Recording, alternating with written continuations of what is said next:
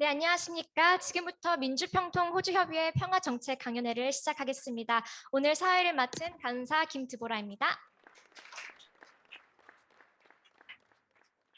네, 먼저 국민의례가 있겠습니다. 모두 일어나셔서 전면의 국기를 향해 주시기 바랍니다. 일동 기립. 국기에 대하여 경례.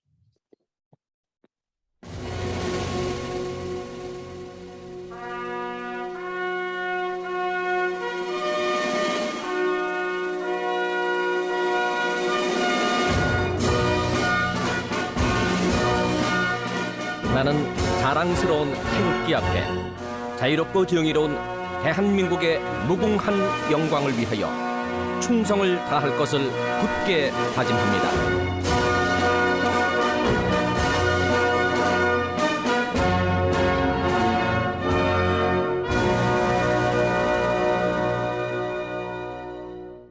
바로 다음은 애국가 제창이 있겠습니다. 반주에 맞추어 1절을 부르시겠습니다.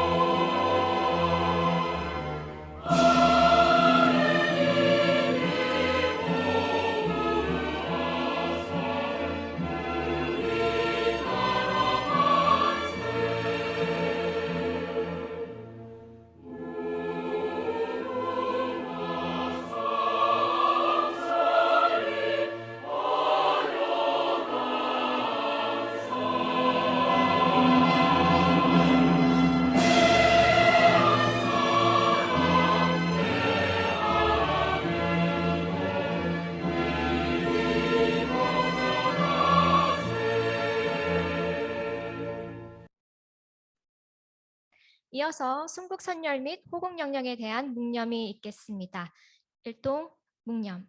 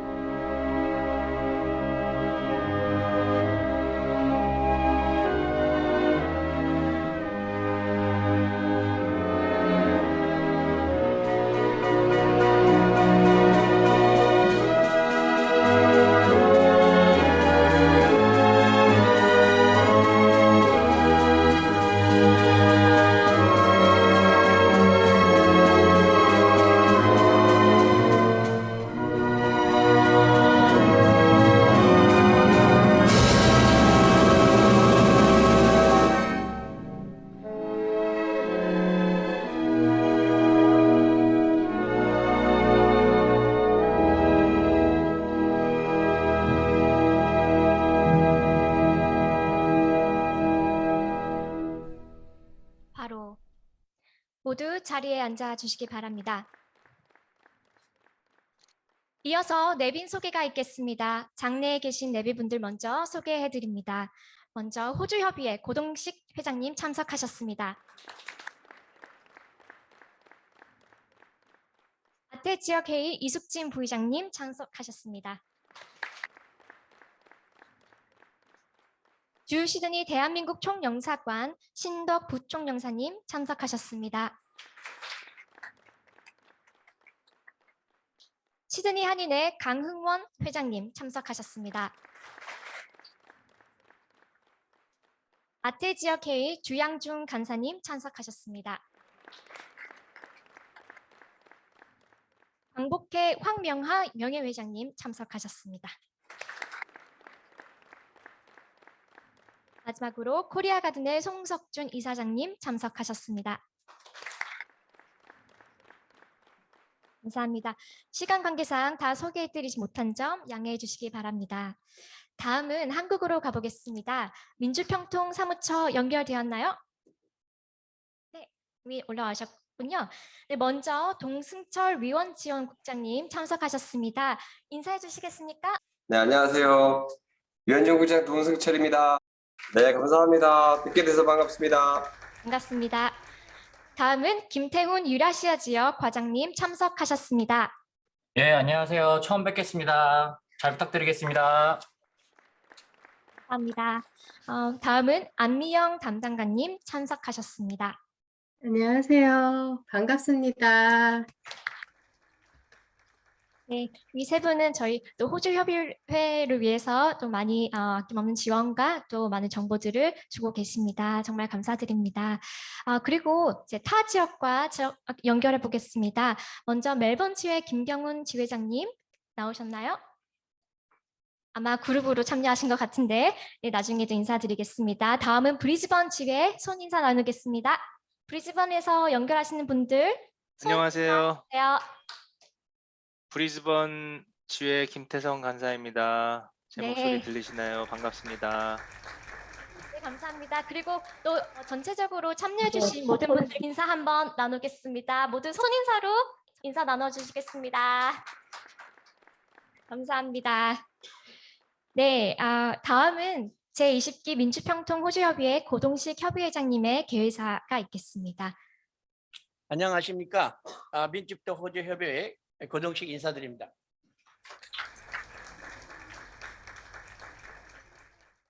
지식관은 한반도 평화실천정책 강연 및 분과 토론회에 축사해 주시는 이석균 수석 부의장님, 이숙진 아태지역 부의장님, 지난주에 시드니 부총사님으로 부임하신 신덕 부총사님, 강연해 주실 김창수 민주평화통일 사무처장님, 또한 이 자리에 참석해 주신 강은훈 시드니 한인회장님, 온라인으로 참석해 주시는 동승철 지원국장님, 김태훈 유라시아 지역과장님, 안미영 담당관님, 그리고 멜본지회, 브리스벤지회, 서부주, 남호주 분회, 파푸아뉴기니아 분회, 휘지 분이 또 이 자리에 함께 참석해 주신 위원들님께 감사의 말씀을 드립니다. 오늘 강연을 통해서 20기 평통위원들 모두가 지속 가능한 한반도 평화 실천에 깊은 뜻을 갖는 귀중한 시간 되시기를 바라며 의미 있는 통일 간담회가 될 수 있도록 바라면서 인사를 마칩니다. 감사합니다. 네, 다음 순서는 간사 위촉장 순서가 있겠습니다. 사회를 봐주실 고나미 수석 부회장님 박수로 환영해 주십시오.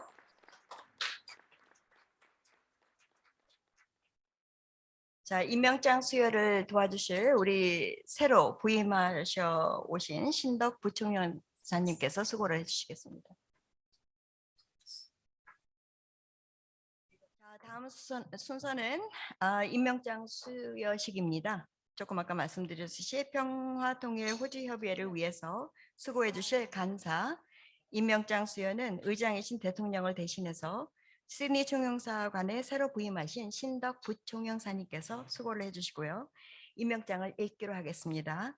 임명장 김 데보라 호주협의회 간사로 임명함 2022년 1월 14일 민주평화통일 자문회의 의장 대통령 문재인. 박수로. 네, 감사합니다. 이어서 이석현 민주평화통일 자문회의 수석 부의장님의 축사가 있겠습니다. 네, 여러분 반갑습니다. 새해 큰 복 받으십시오. 호주의 이숙진 아시아 태평양 지역 부의장님 정말 큰 열정을 가지고 열심히 해주시는 데 대해서 감사드립니다. 또 고동식 호주 협의회장님 오늘 이렇게 뜻깊은 행사를 주최하신 데 대해서 감사드립니다. 신덕 부총영사님 우리 민주평통 하는 일을 잘 도와주고 계신 데 대해서 또 감사드립니다. 오늘 이 평화 강연회가 잘 됐으면 좋겠습니다. 또 오늘 강사를 맡으신 분이 우리 김창수 사무처장인데요. 지금 우리 민주평통에 오신 지가 몇 달 안 됐습니다만 우리 한반도 평화 그동안 평화 역사의 그 과정을 몸으로 체험한 그런 분입니다. 김대중 대통령 때는 민화협 정책실장을 했어요. 우리 김창수 사무처장 얘기입니다. 그리고 또 이제 아시다시피 문재인 대통령 때 통일비서관을 하다가 우리 민주평통 사무처장으로 왔기 때문에 우리 이 한반도에서 과거에 일어났던 그런 남북 교섭사를 몸으로 다 익혀서 알고 있는 그런 분입니다. 그런 분이 오늘 또 이렇게 강연을 줌으로 맡아주셔서 정말 뜻깊은 일이라고 생각합니다. 국제 정세가 참 힘듭니다. 한반도에서 지금 종전선언이라는 단어가 이제 자주 안 나오는 상황이 됐고, 또 우크라이나 오늘 뉴스에도 우크라이나의 그 반정부 세력 그쪽 권역에 러시아 푸틴 대통령이 병력을 그쪽에 진출하도록 또 명령했다 이렇게 나옵니다. 큰 문제입니다. 이것은 러시아가 병력을 거기다 보내는 것은 우크라이나의 주권에 대한 침해가 될 것입니다. 국제법 위반입니다. 빨리 러시아는 철군하는 게 맞습니다. 또 미국은 또 전에부터 중계방송하듯이 러시아가 침공을 할 것이다 계속 그런 얘기를 하고 있습니다만은 그런 얘기를 할 것이 아니라 이 전쟁이 일어나지 않도록 선도 국가로서 미국이 노력을 더 많이 해야 할 것 같아요. 그리고 나토의 일부 나라들도 그렇습니다. 지금 그냥 놔두면 이게 전쟁이 일어날 수 있는 가능성이 많습니다. 걱정입니다. 전쟁이 난다면 무엇입니까? 젊은 병사들이 죽고 무고한 민간인들이 죽습니다. 이 지도자들의 전략적인 어떤 그런 전쟁으로서 그 무고한 사람들이 많이 죽는다면 얼마나 슬픈 일입니까? 또 코로나로 인해서 경제가 많이 안 좋습니다. 벌써 우크라이나 사태로 인해서 기름값 올라가는 거 보십시오. 이렇게 좀 경제가 어려워지는데 만일 전쟁이 난다면 더 나빠지는 것입니다. 그래서 코로나로 인해서 나빠진 경제를 함께 다시 일으켜야 할 책임이 있는 그런 나라들이 전쟁을 일으켜가지고 우리 세계 경제를 피폐하게 만든다면 그 책임져야 할 일입니다. 그래서 이런 열강들이 전쟁을 하지 못하도록 우리가 눈을 크게 뜨고 지켜보고 또 자꾸 우리 메시지를 보내야 됩니다. 어떻게 보면 지금 이게 미국이나 러시아나 국내 정치가 들 안 좋으니까 뭐 영국도 그렇습니다만 이렇게 그 국내 정치가 안 좋은데 그걸 자꾸 호도하기 위해서 하나의 그 바깥에 있는 우크라이나 문제를 가지고 자꾸 이용하는 거 아닌가 하는 그런 생각도 들 때가 있어요. 그런 의심도. 그렇게 지금 우크라이나 문제가 악화되고 있는 데에는 열강 강대국들의 그런 정략이나 또 이해관계가 크게 작용을 하고 있다고 봅니다. 어떻든 우리가 선량한 세계 시민들이 목숨을 잃지 않도록 또 우리 경제가 망가지지 않도록 하기 위해서는 자꾸 평화를 외쳐야 되겠어요. 세계 양심 세력들이 평화를 호소하는 그런 일이 필요합니다. 저는 그래서 오늘 민주평통 수석부의장 이름으로 제가 성명도 냈어요. 세계가 이래서는 안 된다. 여러분, 우리 한반도에 지금 한반도를 둘러싼 국제관계가 좋지 않고 그래서 대통령께서 종전선언이라는 단어를 요즘은 사용을 않고 계신 걸 마음 아프게 생각합니다. 그러나 이런 시기가 넘어가면 언젠가는 우리가 다시 또 한반도의 평화범을 만들어야 됩니다. 과거 2018년에 어땠습니까? 불과 몇 달 전인 2017년만 하더라도 트럼프 대통령과 김정은 위원장이 서로 내 책상 위에 핵 단추가 있다. 이렇게 서로 위협하던 그런 험난한 시기였습니다. 전쟁이 언제 일어날지 몰라서 제가 의원님들하고 미국에 달려가서 선제 공격하면 안 됩니다. 호소하고 다녔던 그 시기였습니다. 그런데 문 대통령이 북한을 설득하고 미국을 설득해서 한미연합훈련을 연기하면서 평화를 위해서 연기하면서 북한 선수단이 평창 동계올림픽에 참여해서 우리와 단일팀을 이루었어요. 그 기적 같은 일이 계기가 돼서 2018년 한 해 동안에 남북 정상회담을 3번이나 했어요. 또 그해 6월 12일에는 싱가포르에서 북미 정상회담도 했어요. 그래서 북한의 비핵화와 공동 번영을 이루어 나가려던 그 참 우리 꿈이 대단했습니다. 다만 이듬해인 2019년 2월에 하노이에서 회담이 결렬되면서 그 일이 그런 꿈이 일시 좌절됐고 또 북한이 다시 미사일로 쏘아 올리고 그런 상황이 있습니다. 이제 어떻게 해서든지 우리가 다시 한번 북한과 미국을 설득해서 평화의 봄을 다시 만들고 이제는 좌절이 없는 그런 비핵화와 번영의 길로 끝까지 갈 수 있도록 노력을 해야 됩니다. 그걸 위해서는 국제 공공외교가 정말 필요합니다. 이 호주를 비롯한 여러 나라에 계신 우리 평통 자문위원들이 나서서 그 정부를 설득하고 또 평화의 중요성을 호소를 해서 한반도 평화를 가져올 수 있도록 더 많이 노력해 주시기를 기대합니다. 특히 호주는 오커스 협의체의 한 일원입니다. 미국과 호주와 영국이 오커스 협의체를 만들었는데 그것은 방위, 안보, 외교에 관해서 함께하는 협의체입니다. 이러한 중요한 이슈에 있기 때문에 호주에 대한 공공외교가 한반도 평화를 위해서 크게 참 영향을 미치라고 생각합니다. 여러분 다시 한번 이렇게 뜻깊은 강연을 만든 데 대해서 감사드리고 코로나 걸리지 마시고 늘 건강하셨으면 합니다. 하시는 사업이 다 잘 이루어지기를 바랍니다. 다시 한번 호주 지역에 있는 우리 평통 자문위원들에게 감사드리면서 축사에 가름합니다. 고맙습니다.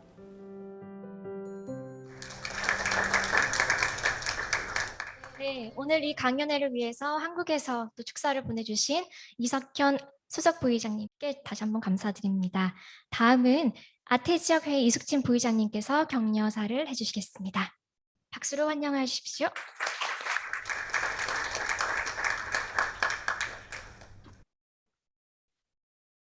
네, 호주협의회 위원님 반갑습니다.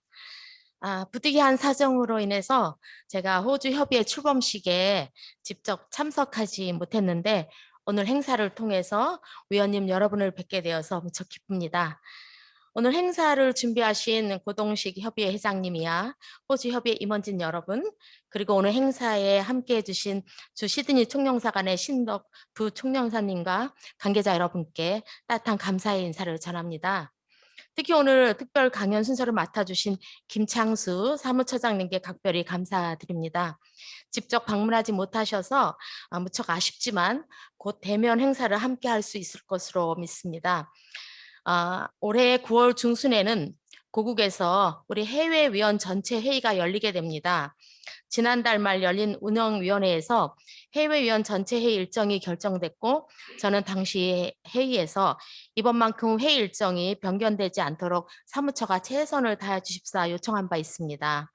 뿐만 아니라 올해에는 아태 지역회의 7개 협의회 소속의 청년위원 및 여성위원들을 대상으로 하는 컨퍼런스도 현재 열심히 추진하고 있습니다. 저희 아태 지역회의에 20여 개 이상의 국가가 소속돼 있어서 국가마다 상황이 너무나도 달라 일정을 조절하는 데 좀 어렵다는 점이 있습니다. 하지만 평통위원으로서 우리에게 지어진 각자의 책임과 소명은 변함이 있을 수 없습니다. 이번 20기에도 위원님 개개인의 공공통일 외교 활동을 통해 고국 정부의 통일 정책에 대한 지지 여론 조성에 실질적으로 기여하실 수 있기를 바랍니다. 이틀 전 저는 이곳 시드니에서 열린 3.1절 기념식에 다녀왔습니다.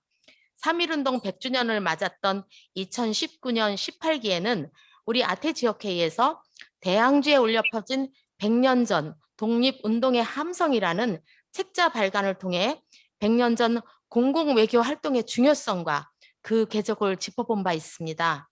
우리 선조들의 3.1운동 함성의 역사적 흔적을 100년 전에 활자화된 호주와 뉴질랜드 언론 보도를 통해 생생히 짚어본 바 있습니다.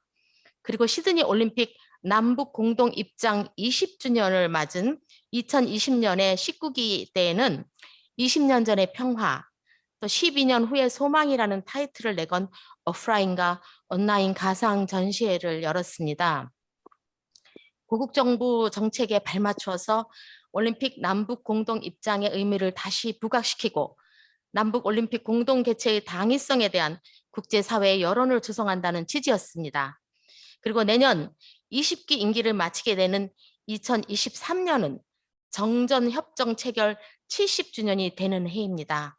70년 동안 이어진 정전협정 상태에 대한 정치적, 이념적 단론의 차원을 뛰어넘어 70년 현장을 지켰던 참전 용사들의 마지막 염원을 우리가 귀담아 듣고 이를 후세에 전해야 한다는 생각입니다. 호주 협의회 의원님들의 적극적인 관심과 참여를 기대합니다. 오늘 행사의 알찬 결실을 기대합니다. 감사합니다. 네, 감사합니다. 다음은 아태지역회의 주양중 간사님께서 아태지역회의 20기 목표 소개를 해주시겠습니다.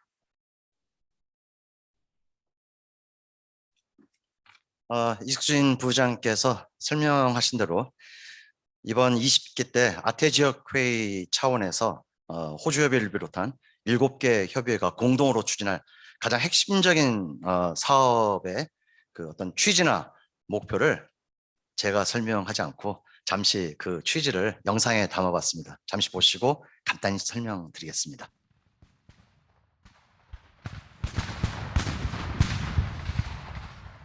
한국 전쟁을 흔히들 잊혀진 전쟁이라고 합니다. 하지만 우리 모두는 참전 용사들을 항상 기억하면서 그들의 염원을 가슴에 새기기 위해 늘 노력합니다.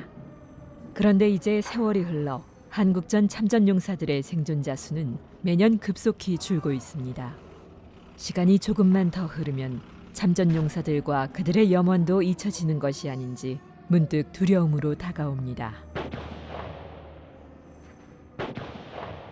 1950년 6월 25일 발발한 한국 전쟁에 호주는 미국에 이어 두 번째로 파병을 결정했고 6회 공군에 걸쳐 17,000여 명이 참전해 340명이 전사했습니다.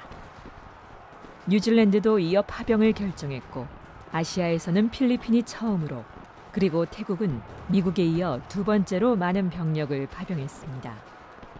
1953년 정전협정이 체결될 때까지 이들 참전국들은 자유와 평화를 위해 끝까지 함께했습니다. 그리고 우리는 이들이 잊히지 않도록 노력을 기울여 왔습니다. 지난해 말 호주를 국빈 방문한 문재인 대통령의 호주 한국전 참전 용사에 대한 감사의 마음 역시 각별했습니다. I give you the toast, the ongoing friendship between our peoples. Ongoing friendship. 한국 전쟁의 가평전투 70주년과 양국 수교 60주년을 맞는 뜻깊은 해에 호주에서 참전 용사와 유가족들을 만날 수 있게 되어 매우 감격스럽습니다. 71년 전 한국 전쟁이 발발하여 대한민국이 큰 위기에 처했을 때 호주는 미국에 이어 두 번째로 참전을 결정했습니다. As a regular soldier, I was more than happy to do my small bit in helping the South Koreans maintain their freedom.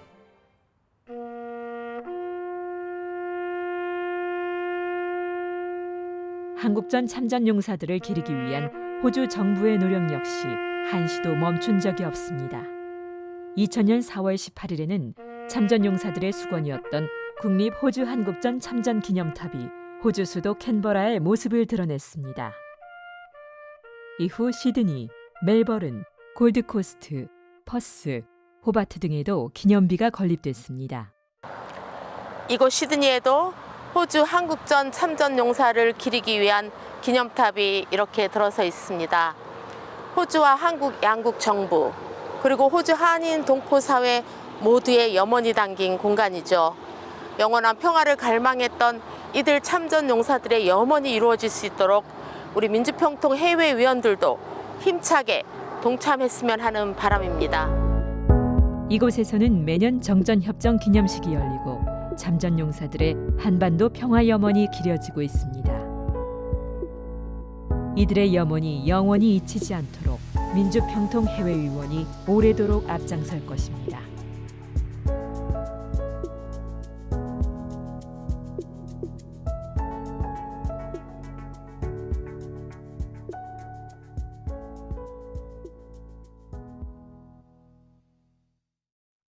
이번 20기 아태지역회의 차원에서 중점적으로 추진할 사업에 대한 어떤 그 취지나 목표를 잠시 영상을 통해서 담아봤습니다. 가장 또 세부적인 어떤 그 목표는 청년 위원들이 주변에 호주 참전 용사들 또는 뭐 우리 한인동포 참전 용사들을 직접 좀 대화하면서 뭐 그분들의 소회를 기록으로 좀 남겨서 아태 지역회의 소속된 호주, 뉴질랜드 그리고 태국, 필리핀이 파병을 했던 국가들입니다. 그래서 이분들의 숨은 어떤 잊히고 있는 이 참전용사들의 어떤 기록을 육성으로도 좋고 뭐 다큐멘터리식으로도 좋고 기록으로 남겨서 저희 20기 임기가 끝나는 내년에 이거를 발표해서 좀 많은 사람들이 그 기록을 공유하고자 하는 바람입니다. 청년위원들께서 뭐 주변에 있는 호주 참전용사나 뭐 한국 탄이동포 참전용사분들과 뭐 이렇게 1대1 대담식으로 이렇게 해도 좋고 또 뭐 청년분들이 그룹으로 지어서 다큐멘터리 형식으로 뭐 제작을 한번 해보는 것도 좋을 것 같습니다. 우리 정성택 감독한테 도움을 요청하면 또 많이 도와주실 것으로 생각하고 거기에 파생되는 어떤 비용 문제 같은 거는 또 우리 이숙준 부장이 책임지실 겁니다. 그러니까는 여러분들이 적극적으로 한번 아이디어를 내서 뭐 아태 지역회에서는 이렇게 뭐 얘기했지만은 내가 볼 때는 뭐 이렇게 한번 해보는 것도 좋겠다. 그런 어떤 창의적인 어떤 그 생각을 가지고 한번 도전해 보시기 바랍니다. 그게 바로 또 여러분들의 평통위원으로서의 공공 통일 외교 활동이기도 합니다. 많은 협조 부탁드리겠습니다. 고맙습니다.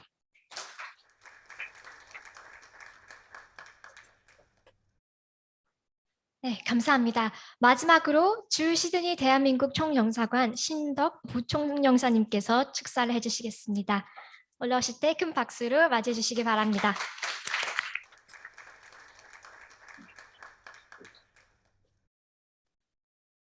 안녕하세요.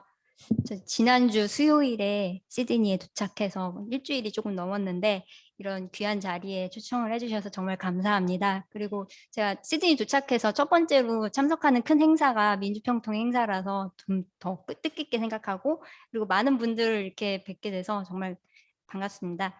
사실 제가 본부에 있을 때 외교부 본부에서는 제휴국민보호과장을 담당했었습니다. 전 세계에 계시는 제휴국민들께서 뭐 각종 사건 사고 그 다음에 무슨 어려운 일들이 있으실 때 뭐 어떻게든 이제 국가의 의무로서 이제 국민들 보호하는 업무를 담당하고 있었는데 이렇게 호주에 나와서 또 보니까 저희 국민들께서 저희 이제 동포분들께서 얼마나 더 적극적으로 우리 한국을 위해서 대한민국을 위해서 더 노력을 하고 계시는지 진짜 체감을 할 수 있게 됐습니다. 그래서 저도 오늘 뭐 강연 잘 듣고 그 다음에 저희 총영사관 차원에서 그리고 외교부 차원에서 도와드릴 수 있는 일들이 있으면은 언제라도 도와드리도록 노력하겠습니다. 오늘 이렇게 만나 뵙게 돼서 감사합니다. 네, 감사합니다. 그럼 지금부터는 김창수 사무처장님의 강연이 있겠습니다. 오늘의 강연사이신 김창수 사무처장님을 간략히 소개해드리면 현 민주평화통일자문회의 사무처장이시며 전 청와대 국가안보실 통일정책비서관으로 문재인 대통령 정부의 대북정책을 설계한 인사 중 한 분으로 알려져 계십니다.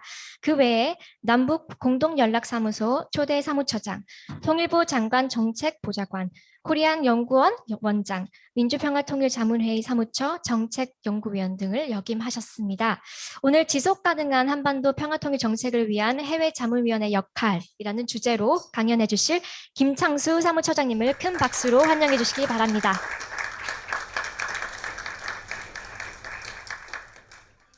안녕하세요. 반갑습니다. 일단은 화상으로 인사드리게 돼서 한편으로 대단히 안타깝지만 그러나 또 이렇게 화상으로 뵙게 돼서 반가운 마음도 함께 있습니다. 항상 화상회의 할 때마다 시작하기에 앞서서 먼저 확인을 해보고 싶은 게 여러분들 다 마찬가지일 테지만요. 과연 지금 제 목소리가 제대로 들리는지 저 혼자 호응이 다 되고 떠들고 있는 건 아닌지 매우 궁금합니다. 우리 지금 화면에 제 화면에는 호주 협의회 우리 정영혜 위원님하고 윤광흥 위원님이 계시는 제 모니터에는 지금 보이고 있습니다. 그래서 윤광흥 위원님하고 정영혜 위원님 제 목소리 잘 들리면은 손을 들어 주시기 바랍니다. 예, 감사합니다. 내 목소리가 그냥 잘 들릴 뿐만 아니라 너무 열렬히 환영해 주셔가지고 감사합니다. 오늘 정책 강연에 원래는 제가 아태지역 회의에 참석하려고 생각하고 있었습니다. 그런데 지금 오미크론 확산세가 상상을 초월할 정도로 급속하게 늘어나고 있는 상황입니다.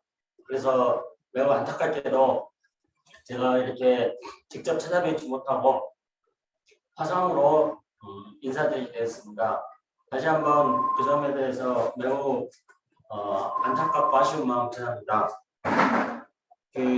오늘 이 회의를, 이 강연회를 준비해 주신 우리 이숙진 부의장과는 벌써 화상으로만 몇 번째 만나는 일문도 있습니다. 그래서 정말 이번에는 꼭 호주로 가서 대면으로 한번 뵙고 인사를 드리고 싶었는데, 아무튼 화상으로 이렇게 만나다 보면은 나중에 대면으로 만났을 때 그 반가움이 더 크지 않을까 생각합니다.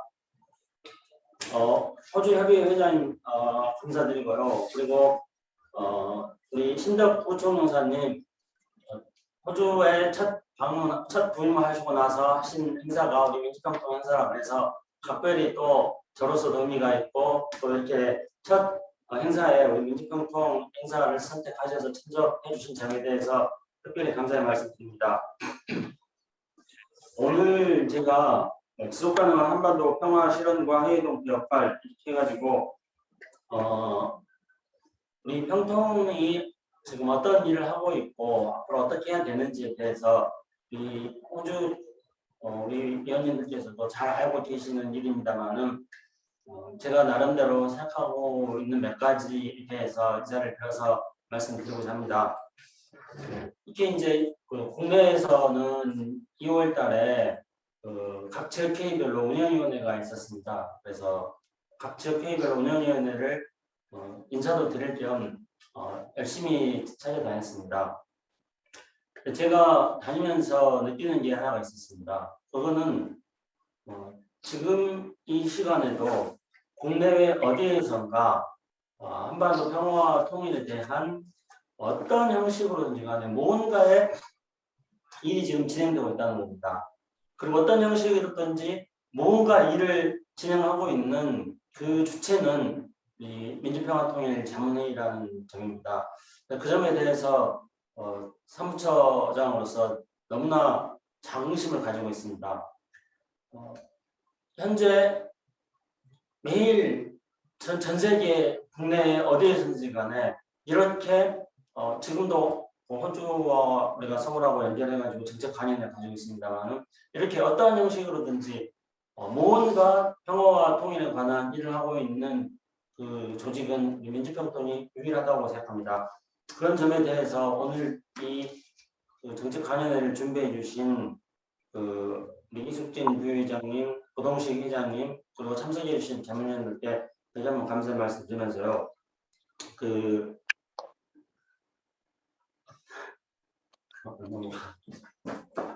네.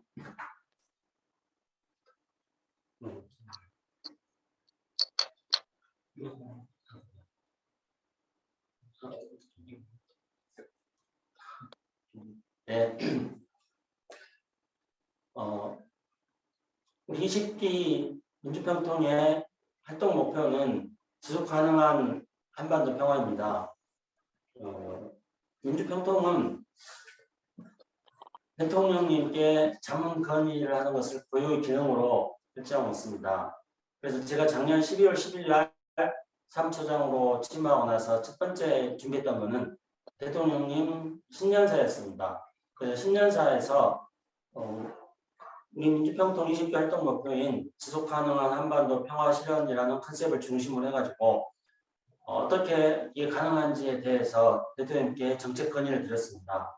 그래서 대통령께서는 올해 신년사에서 지속가능한 평화의 제도화를 목표로 설정하셨습니다. 지속가능한 평화를 제도화하기 위해서 임기 끝까지 그 노력을 멈추지 않겠다고 말씀해 주셨습니다.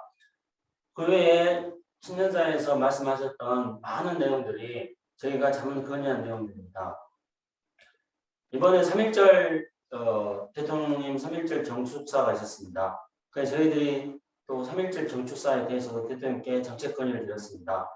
이번 3.1절 정축사에 대한 대통령님의 말씀 중에서 한반도 평화라든가 동북아시아 정세에 관련된 내용들은 역시 신년사와 마찬가지로 저희들이 그동안에 우리 민주평통 자문위원들께서 활동하셨던 내용들을 바탕으로 해서 대통령께 건의드린 내용이 대부분 다 대통령의 3.1절 경축사로 반영되었습니다. 그래서 민주평통은 이렇게 대통령에 대한 자문 건의의 본연의 기능들을 충실하고 있고, 이것은 지금도 해외에서 활동하고 계시는 우리 자문위원 여러분들의 평소의 활동이 반영된 것이라고 생각합니다. 그런 점에 대해서는 우리 자문위원 여러분들 자긍심을 가지셔도 충분하다고 생각합니다. 잠시 혼선이 있어가지고요. 네. 우리가 한반도 지속 가능한 한반도 평화를 제도화시키고 이것을 실행해 나가는 데 있어서 그 기본이 되는 것은 대통령님께서 신년사에서도 말씀하셨습니다만은 K컬처라고 저는 생각하고 있습니다.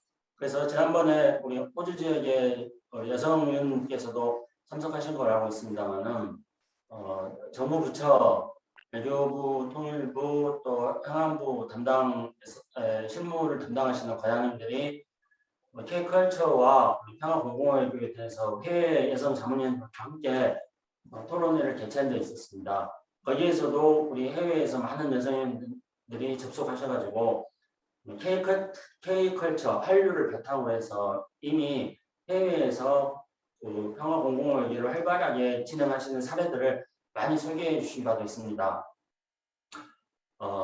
이미 우리나라는 선진국의 문턱을 넘어서서 글로벌 아젠다들을 선도해 나가는 그런 나라로 도약하는 것을 목표로 하고 있습니다. 그리고 세계인들이 우리나라의 문화에 대해서 열광하고 있습니다. 그렇기 때문에 우리가 평화공공외교를 해외에서 펼쳐나가는 데 있어서 우리 호주 지역 자문위원들께서 현장에서 피부로 잘 느끼고 계시는 것처럼 K컬처가 그 중요한 바탕이 될 거라고 생각하고 있습니다. 그렇지만은 이제 우리가 현실적으로 그 한반도에서 지속가능한 평화를 실현해 나가기 위해서는 북한이 올해 들어와서 연속적으로 미사일을 발사하고 있고, 또 한반도 문제는 국제화되어 가지고 미국이라든가 중국이라든가 이런 동아시아의 역학관계에 대해서도 고려하지 않을 수가 없습니다. 그리고 또한 지금 러시아의 우크라이나 침공에서부터 새로운 친냉전 질서가 만들어질지도 모른다는 점에 대해서 많은 분들이 우려를 하고 있습니다. 이런 상황 속에서 지속가능한 평화 실현을 어떻게 해야 될 것인가 하는 점입니다. 저는 이런 점에 대해서는 이 정부가 해야 될 일과 그다음에 민주평화통일 우리 자문위원회에서 해야 될 일들로 구분해 볼 수 있다고 생각합니다.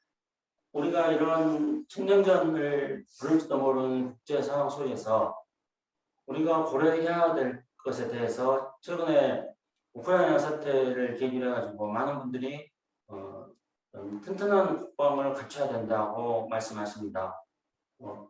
우리가 평화 프로세스를 추진하기 위해서는 당연히 튼튼한 국방이 바탕이 되어야 됩니다.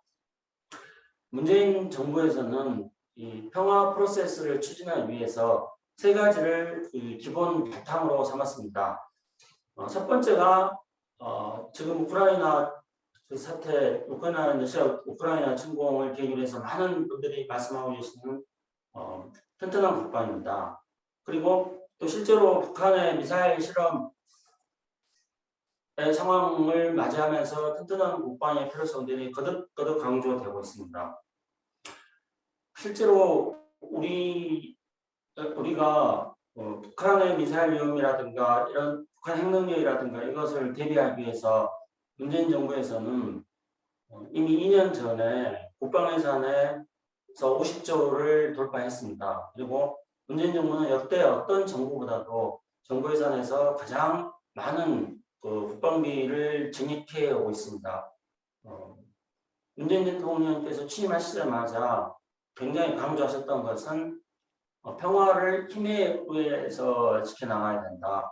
그렇게 하기 위해서 우리가 튼튼한 국방을 목표를 해야 된다고 말씀하셨고, 그 결과로서 우리 대한민국의 미사일 능력은 세계적인 수준이다. 세계적인 수준이라는 것은 이미 작년에 우리가 한미 미사일 협정을 폐기를 하고, 그러면서 우리가 미사일 탄두 크기라든가 이런 거에 대해서는 언론을 검색해 보시면 알 수 있지만은 굉장히 어떤 괴물이라고 어떤 언론에서 말할 정도로 탄두 중량을 키우고 사정거리도 연장시키는 그런 미사일들을 확보하고 있습니다. 이거에 대해서 정부가 아주 세밀하게 상세하게 말하지 않는 것은 이런 어떤 국방 문제에 있어서는 주변 국가의 관계를 고려해서 우리가 적극적이고 지나치게 많은 홍보는 오히려 주변 국가의 어떤 견제와 긴장을 불러일으킬 수 있기 때문에 안보에 있어서는 홍보보다는 착실하게 역량을 강화시키는 것이 중요하다는 그런 철학 때문입니다. 실제로 우리 어떤 장비 현대화는 비단 미사일 능력 강화뿐만 아닙니다. 앞으로 우리가 인구 절벽을 예상하고 있습니다.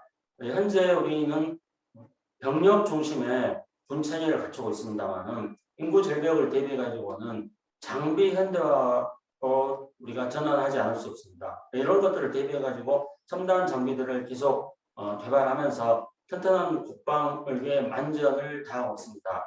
실제로 북한의 미사일 능력에 대해서 우리가 대응할 수 있는 것은 우리 자체의 미사일 능력이 첫 번째 것이고, 두 번째로는 우리가 지금 갖추고 있는 촘촘한 미사일 방어 능력이 있습니다. 우리의 이런 촘촘한 미사일 방어 능력, 그리고 한미 사이에서 가지고 있는 구축하고 있는 확장 억제 능력입니다. 한미가 외부로부터의 핵 위협에 대해서 핵을 비롯하여 많은 무기 체계를 통해서 그것을 방어한다는 그런 개념입니다. 한미 간의 확장 억제는 이미 노무현 정부 때부터 한미 간의 확장 억제 능력, 억제력을 갖추고 있다고 말씀드릴 수 있습니다. 따라서 튼튼한 국방에 입각해가지고 한반도 평화 프로세스를 지금까지 추진해 왔습니다. 우리가 한반도 평화 프로세스를 추진해 나가는 것은 첫 번째가 튼튼한 국방이고, 두 번째로는 유능한 안보입니다. 문재인 정부에 있어서 유능한 안보라는 것은 현재 안보 개념이 굉장히 다양화되고 있습니다. 그래서 코로나 상황이라든가 또는 미중 갈등이라든가 이런 걸 통해서 경제 안보가 중요해지고 있고, 또 코로나 상황 때문에 보건 안보도 중요해지고 있고, 또 식량 안보에 대해서도 강조를 하고 있고, 또 기후 위기 상황도 우리 안보를 위협하는 요인으로 지적하는 분들이 많이 있습니다. 이거는 안보 개념이 전통적인 군사 안보에서부터 이처럼 보건 의료라든가 식량이라든가 기후 문제라든가 또는 경제적으로 볼 때 어떤 공급망 문제라든가 이런 식으로 안보 개념이 굉장히 다양화되고 있습니다. 그래서 이렇게 다양화된 안보에 대비하는 것, 이런 게 또한 평화 프로세스를 구축해 나가는 두 번째 기반이 된다고 생각합니다. 세 번째로는 성숙한 한미 관계입니다. 이미 여러 전문위원님께서도 피부로 느끼고 있는 상황이라고 봅니다. 우리나라가 경제적인 것뿐만 아니라 수출, 무역 이런 것에서뿐만 아니라 한국의 문화가 세계인들이 열광하는 그런, 우리나라는 이제 선진국의 문턱을 넘어서고 있습니다. 한국이 선진국의 문턱을 넘어서는 이런 위상을 가지고 있는 시점에서 한미 관계는 더욱더 성숙하게 발전하고 있습니다.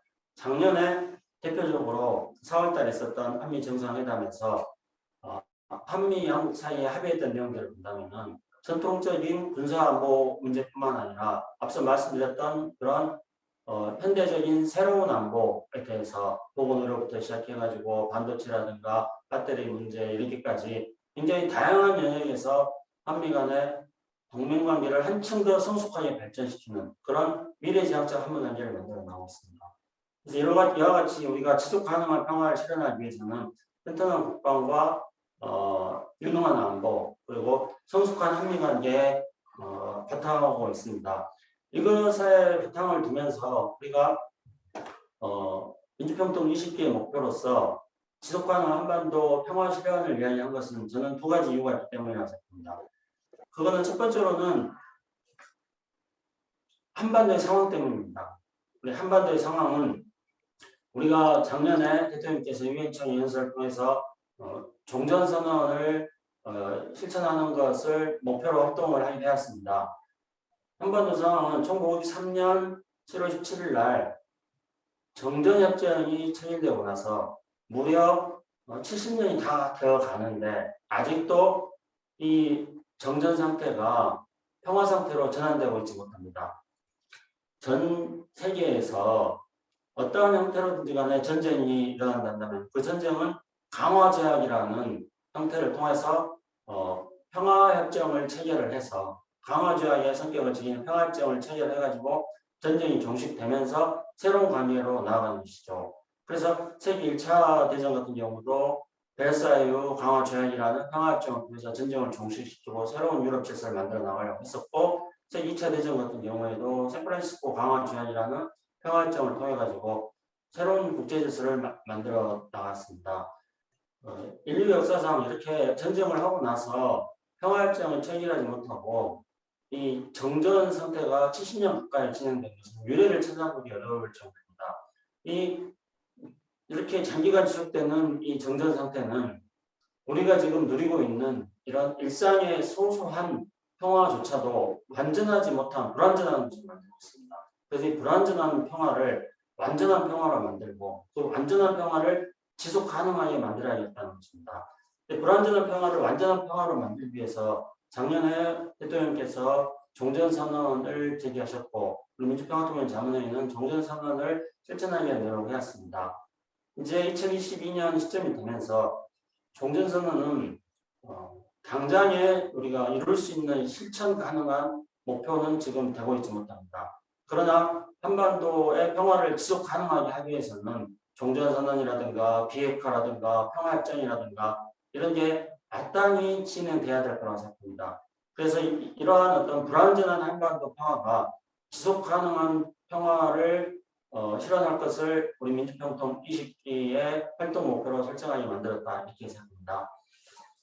두 번째로는 민주평통은 헌법기관입니다. 따라서 헌법 정신을 실천하는 것은 우리의 기본적인 사명입니다. 이 헌법에서 이야기하고 있는 민주평통에 부과하고 있는 것은 저는 이렇게 생각합니다. 며칠 전이 3.1절이었습니다. 1919년 3.1운동이 시작되자마자 1919년 4월 11일 날 우리 선열들은 상해에서 임시정부를 만들었습니다. 상해에서 수립된 임시정부는 당시에 대한민국 헌장이라는 것을 발표합니다. 그 대한민국 헌장의 1조는 뭐냐면은 대한민국은 민주공화국이라 합니다. 그래서 우리는 아시아에서 가장 빠르게 민주공화국을 선포했습니다. 세계적으로도 민주공화국을 선포한 것은 유례를 찾아보기가 힘들다고 합니다. 그리고 그 상해 임시정부에서 수립한 대한민국 임시정부 헌장 제1조 대한민국은 민주공화국이라는 것은 지금까지도 우리 대한민국 헌법 1조 1항으로 계승되고 있습니다. 이 민주공화국 헌법은 민주공화국 시민들에게 평화통일을 추구하라는 사명을 부여하고 있습니다. 대한민국 헌법 전문에는 대한국민은 평화통일 사명에 평화적 통일을 사명에 입각한다 이렇게 되어 있습니다. 그래서 민주공화국 헌법이 민주공화국 시민들에게 평화통일을 추구할 것을 사명으로 부여하고 있습니다. 그리고 헌법은 우리 민주평화통일 자문회 의장이신 대통령에게 평화통일을 추구하라고 명하고 있습니다. 그리고 헌법은 민주평화통일 자문회의가 대통령에게 자문하라고 민주평화통일 자문회의의 설립의 이유를 밝히고 있습니다. 결국은 우리 민주평화통일 자문회의는 헌법 정신에 따라 가지고 평화통일을 추구해야 되는 사명을 가지고 태어난 조직입니다. 그리고 우리 민주평화통일 자문위원 여러분들께서는 민주평화통일 자문회의에 가입하는 순간 헌법이 이야기하고 있는 평화적 통일을 추구하는 그런 사명을 부여받았다고 생각합니다. 그렇기 때문에 우리가 지속가능한 한반도 평화를 실현하는 것을 이 시기에 우리의 활동 목표로 설정하고 있다, 이렇게 말씀드릴 수 있겠습니다. 그런데 이제 이런 활동을 우리가 진행해 나가는 데 있어서 특히 이제 우리가 북한과의 관계에 있어서는 북한의 미사일 발사라든가 뭐 이런 어려운 점들이 여전히 존재하고 있습니다. 그리고 그렇지만 또 다른 한편으로 올해는 7.4 공동성명 50주년을 맞이한 해이기도 하고요. 또 국제관계에 있어서 한반도 문제가 국제화되고 있다는 이런 어려운 여건도 있습니다. 또 국내적으로는 남북관계 발전을 위해서는 남남 갈등을 해결해야 되는 이런 문제들을 또 우리가 안고 있습니다. 이게 광고구만?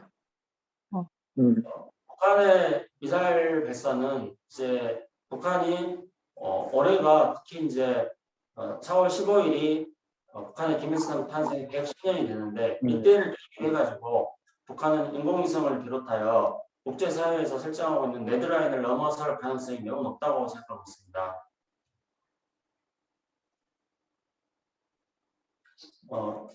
이런 상황에서 남북관계는 기회의 시나리오와 위기의 시나리오를 생각하고 있습니다.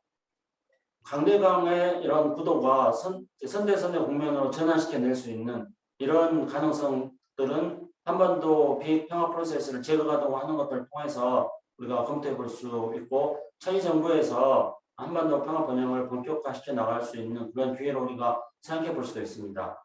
다른 한편으로는 당분간은 위기 국면이 지속될 가능성, 이런 미중 갈등이라든가 미러 갈등과 같은 신념적 국면, 그리고 북한의 지금 김일성 탄생 110년을 맞이해서 인공위성 발사를 비롯하여 독재 행보를 하려고 하는 이런 요인들이 위기의 시나리오로서 우리가 예상해 볼 수 있는 남북관계라고 생각합니다. 그렇지만은 우리가 이런 상황 속에서 위기를 극복해 나가는 데 있어서 굉장히 중요한 것은 남북한이 지금 강대강 구도로 가려고 하는 그런 상황에서 신뢰 구축을 통해서 비핵화로 접근하는 그런 방식이 필요하다고 생각합니다. 남북한의 신뢰 구축을 위해서는 종전선언의 경우에는 앞서 말씀드린 것처럼 당장의 실천 가능한 그런 목표라기보다는 우리가 한반도의 상황이 아직도 정전 상태라는 점을 통해서 평화 상태로 전환돼 나가야 된다는 그런 당위적 필요성 차원에서 종전선언의 의미가 있을 수 있겠습니다만, 본격적으로는 비핵평화 협상을 추진할 수 있는 그런 바탕을 만드는 게 필요하다고 생각합니다. 그리고 전통적인 군사 안보에서부터 앞서 제가 말씀드렸던 그런 유능한 안보를 위해서 남북 사회에서도 코로나 반영이라든가 기후변화라든가 재해재난에 대해서 상호 협력하는 노력이 필요하다고 생각합니다. 그리고 북한에서도 최근에 농업 발전 전략 같은 것들을 강조를 하고 있기 때문에 이러한 북한의 수요를 고려해가지고 새마을운동의 경험을 가지고 있는 우리가 남북 사이에 농업 협력을 해나가는 것도 신뢰 구축을 해나가면서 어떤 위기의 가능성을 하고 기회를 창출해 나갈 수 있는 방법이 될 수 있을 거라고 생각하고 있습니다. 한반도 문제는 이제 이렇게 국제화되어 나가고 있기 때문에 이렇게 국제화되어 나가는 상황에서 해외 동포들의 역할이 그만큼 더 중요해지고 있다고 생각합니다. 국제화되어지는 것은 이런 어떤 미중 간의 기술 경쟁이라든가 군사안보 경쟁, 에너지 안보 이런 여러 가지 복합적인 문제들에 의해서 한반도가 굉장히 많은 영향을 받고 있고, 뿐만 아니라 이제 지금 우크라이나 러시아의 우크라이나 침공 역시 미여 사이에 새로운 냉전 질서를 만들어 나갈 가능성이 있다고 많은 전문가들이 예상하고 있기 때문에 이것이 한반도에 미치는 영향도 우리 대한민국의 경제 안보 문제에 비롯해서 미국의 동아시아 전략에 대한 여러 가지 정책적 검토에 이르기까지 많은 영향을 미칠 수 있다고 생각합니다. 저는 한편으로 다른 각도에서 푸틴 대통령이 우크라이나를 공격한 것은 무력으로 전격적으로 점령이 가능하다고 판단하지 않았을까 그렇게 생각합니다. 하지만 푸틴 대통령이 판단하지 못했던 것은 시민들, 백성들, 국민들, 시민들, 인간들 이런 어떤 대한 사고가 부족했다고 봅니다.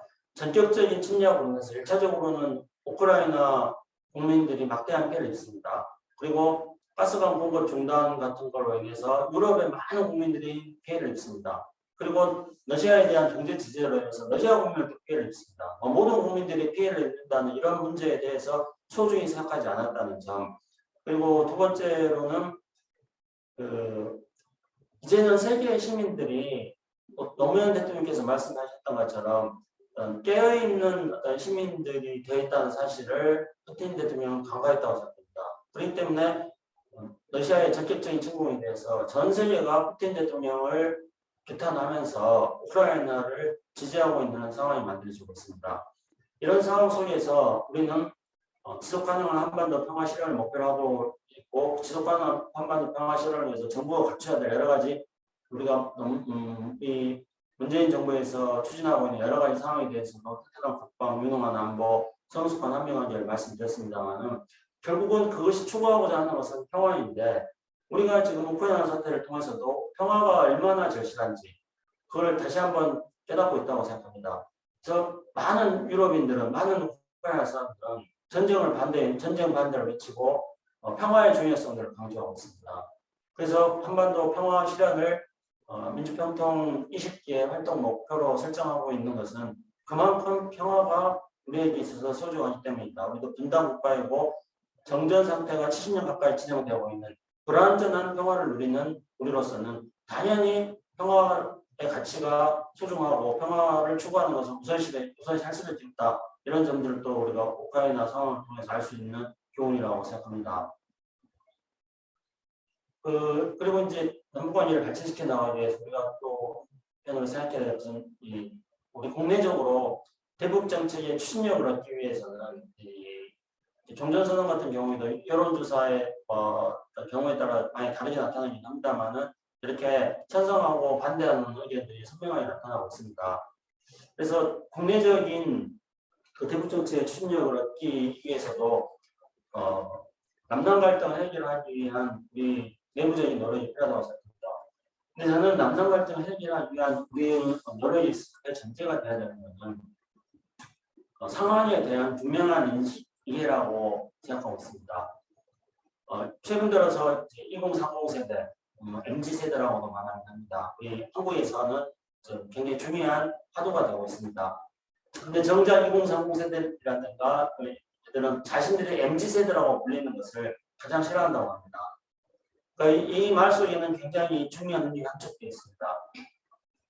2030 세대들이 자신들을 MZ 세대라고 규정하는 것을 가장 싫어한다는 것은 스스로 MZ 세대라는 통일된 정체성을 가지고 있지 않는데 기성세대들이 2030 너희들은 MZ 세대야 이렇게 기성세대들이 규정을 하고 있는 것이죠. 90년대 이후에 등장한 세대들 X세대라고 했고 그 다음 세대들은 Y세대, 그 다음 세대들을 Z세대에다가 밀레니엄 세대들을 합쳐가지고 MZ세대다 지금 이렇게 하고 있는 건데 이건 전부 다 기성세대들이 그 젊은 층들을 자신들의 생각을 가지고 어떤 틀 속에서 규정을 하는 것 그런 게 MZ세대, X세대, Y세대 이런 거라고 생각합니다. X세대가 1990년대에 등장했을 때 그때 X세대들에 대해서 말하는 거나 지금 MZ세대들에 대해서 규정하는 거나 내용은 똑같습니다.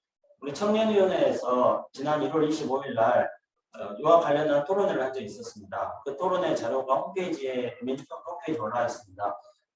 이제 홈페이지에 한번 참조를 해보시는데요. 그 홈페이지 내용을 보면 이런 게 있습니다. 결재를 하셨던 통일연구원의 박주하 박사가 1990년대에 X세대들을 설명을 했던 언론 기사들을 그대로 뽑아가지고 대비를 했습니다. 내용은 똑같이. 그래서 1990년대 X세대들을 설명했던 제목을 X세대 특징 뽑았고요. 그 X세대들을 설명했던 내용을 그대로 가져가가지고 제목을 MZ세대의 특징 그렇게 했습니다. 똑같습니다. 1990년대 X세대를 설명했던 그 내용이 지금 MZ세대를 설명한 내용하고 완전히 똑같습니다. 이건 뭘 말하냐면요. 기성세대들의 시각으로 젊은 층들을 어떤 틀 속에 가둬놓는 그렇기 때문에 정작 2030 세대들은 우리를 MZ세대라고 불리지 말아라 이렇게 말하는 겁니다. 그것이 가지고 있는 대표적인 사례가 바로 평창올림픽 단일팀에 대한 것입니다. 우리는 지금도 2030 세대, 이른바 MZ세대는 평창올림픽 단일팀을 반대했다. 그렇기 때문에 MZ세대들은 통일에 대해서 부정적이거나 반대하는 세대들 이렇게 말하고 있습니다. 그리고 2030 세대가 평창올림픽에 반대하는 것은 2030 세대가 공정에 대해서 어떤 세대보다도 가장 민감하기 때문이다. 이렇게 말하고 있습니다. 근데 이거는 절반의 기억이고 나머지 절반에 대해서는 기억하지 않은 채 절반의 기억만을 가지고 2030 세대를 단정해 버리는 것입니다. 그거를 보자면은 이 화면에 나와 있는 여론조사는 2018년 2월 첫째 주 홍성올림픽 시작하기 직전에 2030 세대에 대한 여론조사이고 그 아래에 있는 막대 그래프는 경기가 끝난 후에 한국 갤럽에서 여론조사했다고 있습니다. 동일한 문항은 동일합니다. 동일한 기관에서 단일팀에 대해서 어떻게 생각하냐고 동일하게 질문을 했습니다. 그래서 올림픽 개최되기 전에는 2030 세대는 보시다시피 28%가 찬성하고 62%가 20대는 이렇게 반대를 했습니다. 그래서 반대한 건 맞습니다. 갑자기 단일팀을 만들게 되기 때문에 이때 반대했던 거는 그러면은 올림픽에 참석하기 위해서 피땀 흘리고 노력한 우리 선수들은 어떻게 해야 되느냐, 우리 선수들에 대한 고려가 부족하기 때문에 20대들, 30대들이 단일팀에 대해서 반대했던 것입니다. 그런데 경기가 끝나고 나서 한번 보자는 거죠. 경기가 끝나고 나서 똑같은 갤럽에서 똑같이 질문했습니다. 그랬더니 단일팀을 찬성한다는 게 51%가 됐습니다. 20대만 하더라도 20대의 반대에서 찬성으로 늘어난 비율이 가장 높습니다. 가장 많은 20대가 반대에서 찬성으로 바뀌었다는 거죠. 그 이유는 단일팀 경기를 체험을 하면서 단일팀이 의미가 있구나 하고 생각이 바뀐 겁니다. 그런데 우리는 그 20대가 생각이 바뀌었다는 것, 평창올림픽을 시작하기 전에는 단일팀에 대해서 압도적으로 반대했다가 가장 반대하는 비율이 높았습니다. 62%였습니다. 그런데 끝나고 나서는 가장 많은 비율이 찬성으로 돌아섰습니다. 20대입니다. 근데 20대가 가장 많은 비율이 찬성으로 돌아섰다는 것에 대해서는 기억을 하지 않습니다. 그러면서 20대는 평창올림픽에 단일팀에 반대한 세대였다. 그렇기 때문에 그들은 통일에 대해서도 소극적인 반대한다. 이렇게 말하고 있다는 것이죠. 이게 바로 어른들이, 기성세대들이 자신의 생각을 가지고 틀을 만들어서 그 틀 안에 20대, 30대들을 꽤 맞추고 있는 단편적인 사실이라고 생각합니다. 그러면은 2030 세대만 20대, 30대만 올림픽 시작하기 전에 단일팀에 대해서 반대했는가? 자, 한번 보십시오. 모든 세대들이 단일팀에 대해서 다 반대를 했습니다. 40대를 제외하고요. 모든 세대들이 단일팀에 대해서 다 반대를 했습니다. 그리고 이 40대들은 X세대들입니다. 이 X세대들. 근데 어쨌든 이 40대들을 제외하고 모든 세대들이 단일팀에 대해서 반대를 했습니다. 그러니까 공정에 민감한 2030 세대만 단일팀에 반대하는 이야기가 모든 세대가 반대를 했고 다만 2030 세대가 단일팀에 반대하는 그 비율이 조금 높았던 것이었습니다. 그거는 대부분의 세대들이 다 우리 선수들이 기회를 박탈한다는 것에 대한 안타까움이 있었던 겁니다. 2030 세대들에게만 유별난 특징이다 어려운 점이죠. 그런데 이제 경기가 끝나고 나서는 또 마찬가지로 모든 세대들이 다 단일팀 잘했다고 이야기하고 있습니다. 이런 점들을 살펴볼 때 우리는 이제 두 가지의 어떤 고정관념 속에서 그동안에 있었다는 것입니다. 첫 번째 고정관념은 2030은 단일팀에 반대했기 때문에 통일에 대해서 소극적이거나 부정적이거나 것. 두 번째로는 2030 세대는 공정에 민감한 세대들이니까 반대했다는 것. 근데 다 그게 아니라는 것들이 이제 이런 그 당시의 객관적인 여론조사를 통해서 밝혀지고 있습니다.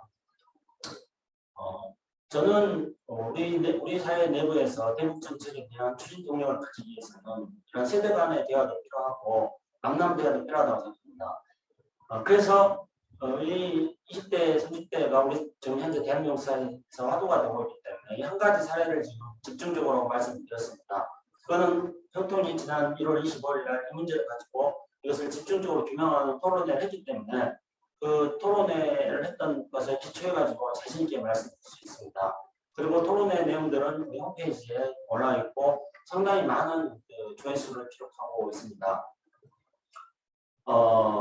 우리가 대북 정책을 추진해 나가는 데 있어서 내부에 있어서의 동력을 확보해야 됩니다. 추진 동력, 국내적인 추진 동력을 확보해야 되는데 20대는 30대는 통일에 대해서 반대한다 이렇게 해가지고 어떻게 국내적인 추진 동력을 확보할 수 있겠습니까? 20대 30대는 통일에 대해서 반대한다. 20대 30대는 자신들의 생각이 있습니다. 그래서 우리들은 20대 30대 그 생각을 들어봐야 됩니다. 통일에 대해서 왜 통일을 해야 되느냐고 생각하면은 이런 답변들이 가장 많이 있습니다. 자, 일단 첫 번째로는 같은 민족이니까, 두 번째로는 전쟁하면 안 되니까, 세 번째로는 경제 성장을 해야 되니까, 네 번째로는 북한의 인권과 민주주의를 위해서, 다섯 번째는 표현의 자유를 비롯한 대한민국의 민주주의를 위해서, 여섯 번째는 대한민국의 국력 신장, 통일된 어떤 우리나라의 국력 신장을 위해서, 뭐 이런 것들이 다 통일해야 되는 이유로 흔히들 이야기합니다. 그런데 최근에 같은 민족이니까 라는 비율은 여전히 가장 많은 통일의 이유로 꼽히고 있습니다만 한 5년, 10년 전에 비해서는 같은 민족이니까 현저하게 낮아지고 있습니다. 전 국민 평균적으로요. 그런데 2030 세대들에게는 같은 민족이니까는 통일의 필요성으로서 우선순위가 아닙니다. 2030 세대들에게는 통일의 우선순위는 첫 번째는 전쟁하지 말고 평화정착하자는 거고, 두 번째로는 경제성장, 그리고 세 번째가 같은 민족이니까. 그러니까 여론조사에 보면 대체적으로 그렇게 나옵니다. 그 2030 세대들은 지금 당장 통일하는 것보다는 전쟁하지 말고 평화를 전철시키고 그리고 그 이후에 통일하자. 이런 의견들이 많이 있다는 거예요. 그러면 우리는 그런 2030 세대들의 통일에 대한 생각을 잘 들어보는 것, 경청하는 것, 또 그들이 자신들의 생각을 밝힐 수 있는 기회를 많이 제공해 주는 게 저는 필요하다고 생각합니다. 저는 개인적으로 2030 세대들의 통일의 필요성에 대한 생각과 별반 제 개인적인 생각은 별로 다르지 않습니다. 참고로 제 핸드폰 번호가 끝에 번호가 820입니다. 저는 빨리 통일입니다. 저는 제가 우리 한국에서 삐삐가 나왔을 때 90년대 초반에 삐삐에서 했던 그 번호를 그대로 쓰고 있습니다. 그래서 삐삐 할 때 90년대 초반에 저는 빨리 통일, 그래서 8201이라는 번호를 했습니다. 하지만 저는 지금은 빨리 통일이라고 생각하지 않습니다. 저는 슬로우 통일입니다. 그리고 제가 생각하는 통일에 대해서는 이렇게 저는 말씀드릴 것 같습니다. 지금은 평화, 그리고 번영, 그 다음 통일. 저는 이렇게 생각합니다. 굳이 단계와 순서를 나누려 한다면 평화가 먼저고, 그리고 평화를 통해서 번영을 이루어야 되고, 그리고 그 다음에 통일하자는 것입니다. 제가 이렇게 이야기하는 것과 2030 세대들의 생각과 크게 다르지 않다. 2030 세대들하고 대화를 하면서 조금을 느껴봤습니다. 그래서 그들과의 소통을 통해 가지고 그들의 생각을 들어보면서 그들이 현재 이 분단 상태 속에서 전쟁의 위협에 대해서 그들이 반대하는 평화를 정착하고 하는 그들의 염원들을 어떤 식으로 정책에 반영을 시킬 것인가 하는 것들을 위해서 노력하는 게 필요하고, 이런 게 바로 대북 정책 추진에 있어서 국내적 추진 기반을 강화하는 것이다 생각합니다. 국내적 추진 강화에 대해서는 제가 오늘 하나 사례만을 가지고 집중적으로 말씀을 드렸습니다. 결국은 이제 이런 것들을 통해서 평통을 지속 가능한 한반도 평화 실현을 목표로 하고 있습니다. 그래서 아까 앞에 말씀드린 것처럼 우리 대한민국 헌법 전문에는 우리 대한 국민에게 평화적 통일의 사명을 부과하고 있습니다. 그리고 우리 민주평화통일 전문의 법에 따르면은 국내 여론 수렴, 그리고 국민적 합의 도출, 그리고 범민족적 의지와 역량 결집, 그 밖에 필요한 사항, 이런 것들을 우리 기능으로 이야기하고 있습니다. 그러면은 지속 가능한 평화 실현을 위해서 평통은 이런 법에 근거한 국내 여론 수렴, 국민적 합의 도출, 범민족적 의지와 역량을 결집, 또는 그 밖에 필요한 사항들이라는 법적 기능에 따르면은 못할 일이 없습니다. 그렇지 않겠습니까? 그래서 각 지역의 특성에 맞게 창조적으로, 역동적으로 그 사업을 진행해 나갈 수 있다고 생각합니다. 지속 가능한 한반도 평화 실현을 위한 사업들을 이러한 어떤 법에 기초해가지고 못할 일이 없다는 법의 기능이, 법이 부여해주고 있는 기능에 기초해가지고 우리는 창조적이고 역동적이고 다양하게 그 지역의 실정에 맞게 일을 해나갈 수 있다고 생각합니다.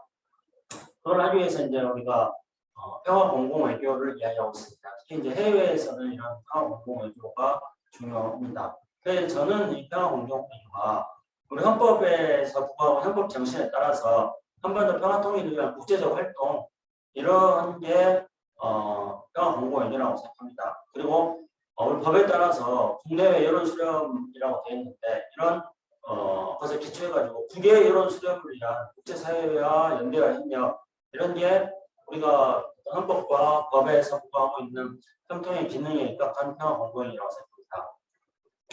우리 이제 공공외교법, 우리 외교부에서 관장하고 있는 공공외교법에 따르면 공공외교란 국가가 직접 또는 지방자치단체 민간부로 협력하여 문화, 지식, 정책 등을 통하여 대한민국에 대한 외국 국민들 이해와 신뢰를 증진시키는 외교 활동을 말합니다. 국가가 지방자치단체와 민간부문, 민주평화통일 자문회의가 해당될 수 있는 것이라서 국가와 함께 민주평화통일 자문회의가 이런 역할을 해나가는 것들을 우리가 공공외교라고 할 수 있겠고 이런 공공외교 법에 따른 공공외교 개념에 입각해서 특별히 한반도 평화를 위한 활동 이런 것들을 하는 것을 평화 공공외교다 이렇게 말씀드리겠습니다. 사실은 이러한 평화 공공외교라는 개념은 새로운 것은 아니라고 생각합니다.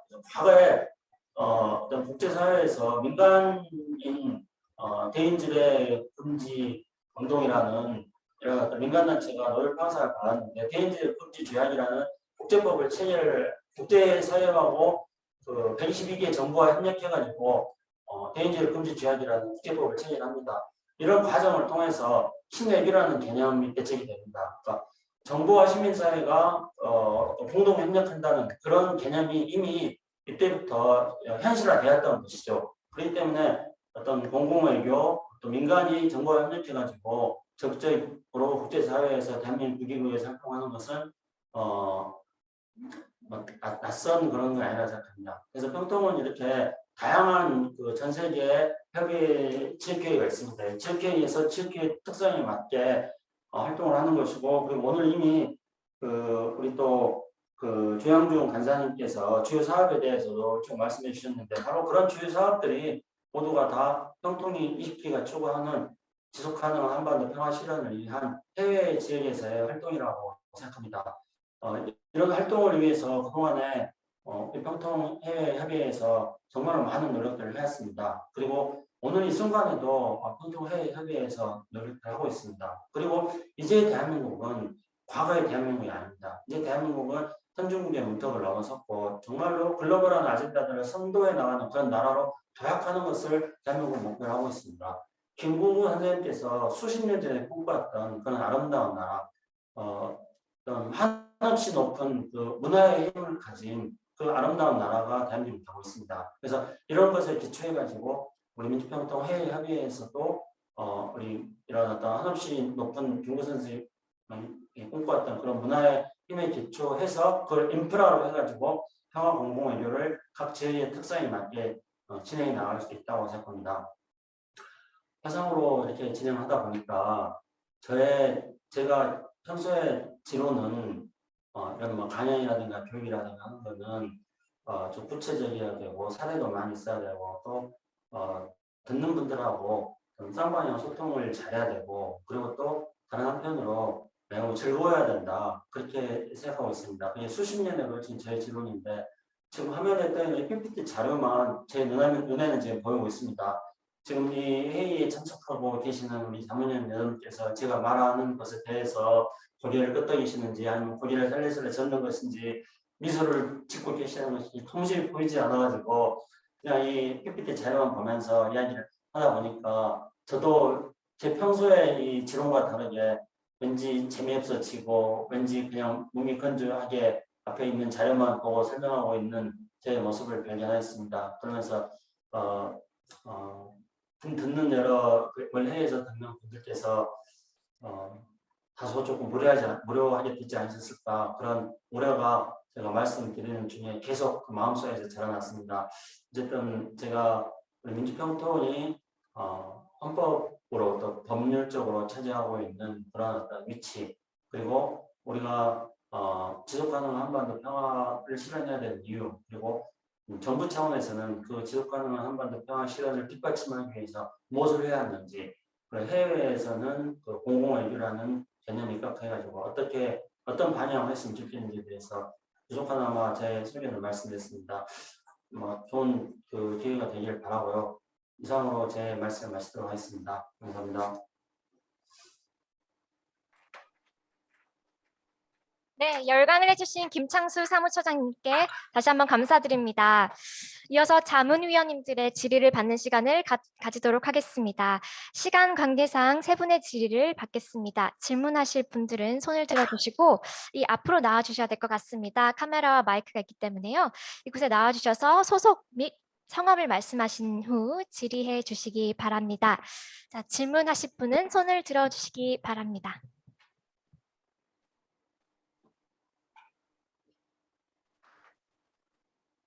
네, 앞으로 나와주시기 바랍니다. 네.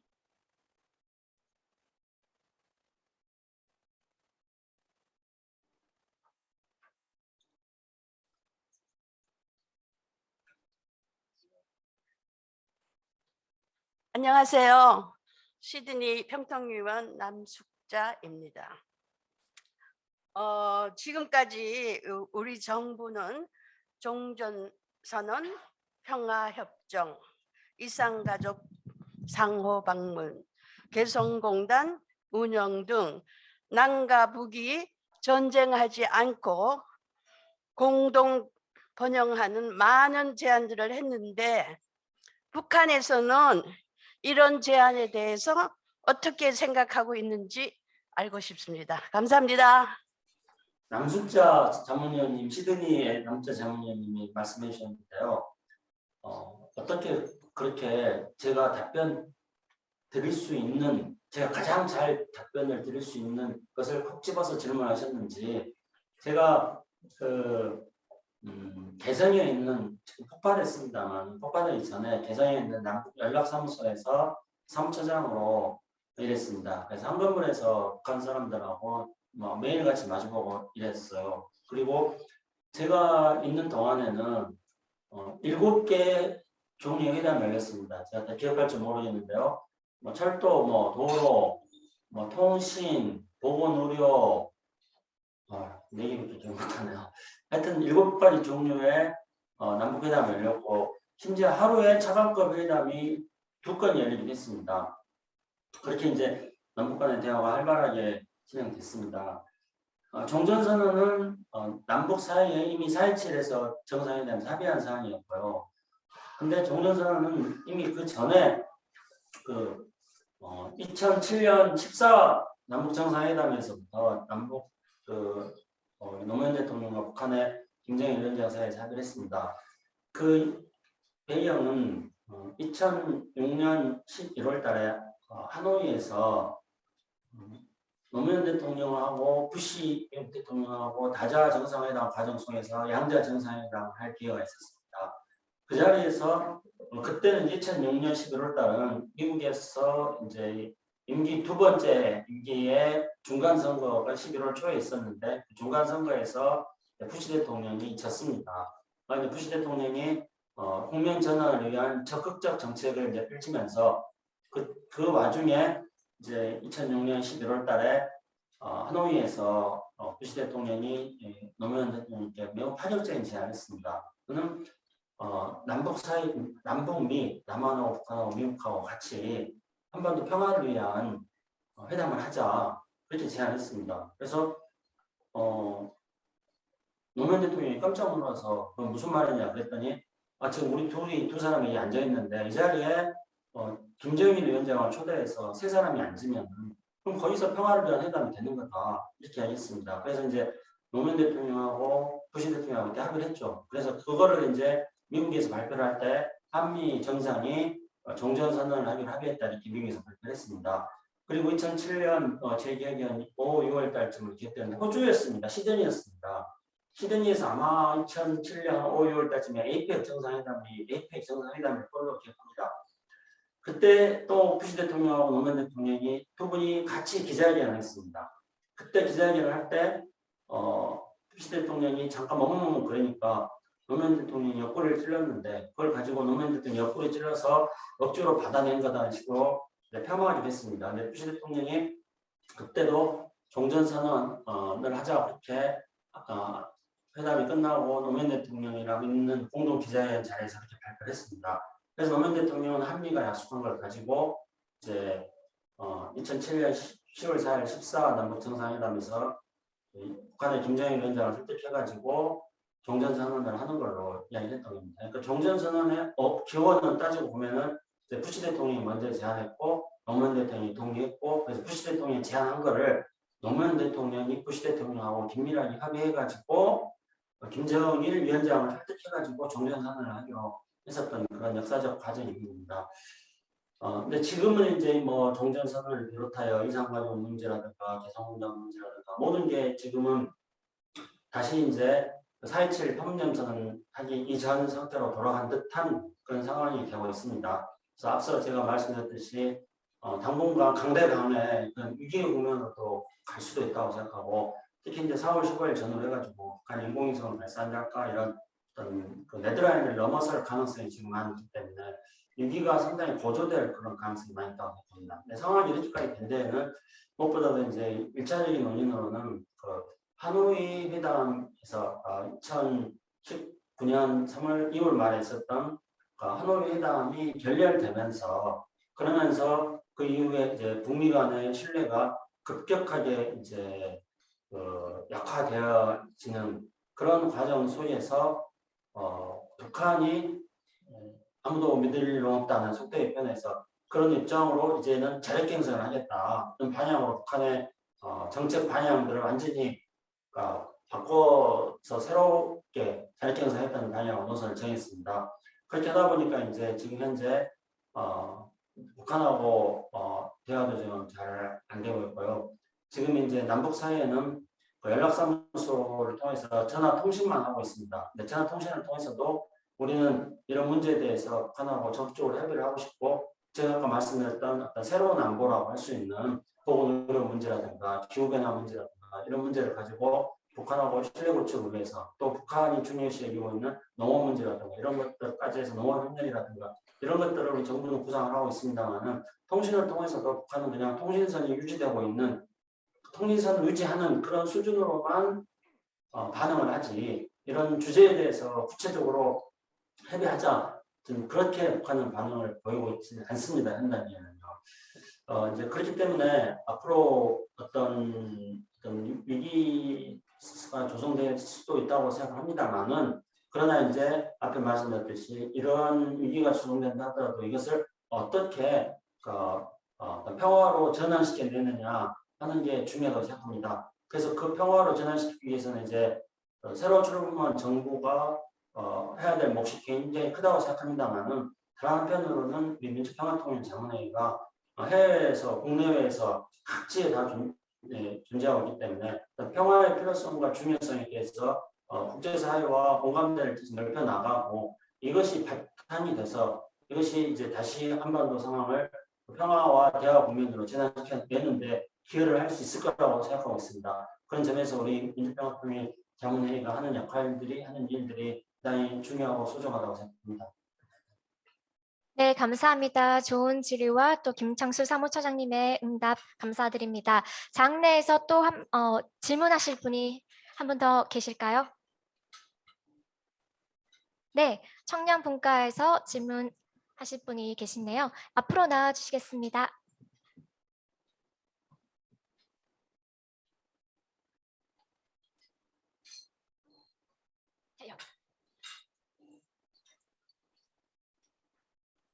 네, 안녕하세요. 청년분과 민미소라고 하는데요.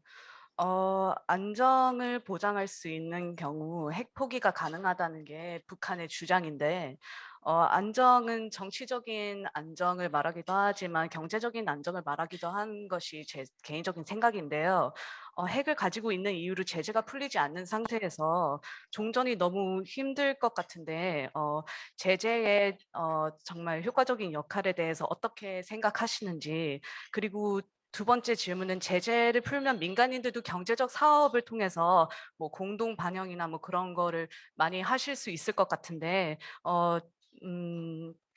어떤 문제로 제재들이 쉽게 풀리지 않는 건지 지금까지 한번 여쭤보고 싶었습니다. 감사합니다. 네, 굉장히 어려운 질문입니다. 굉장히 전문적인 그 분야인데요. 우선은 이제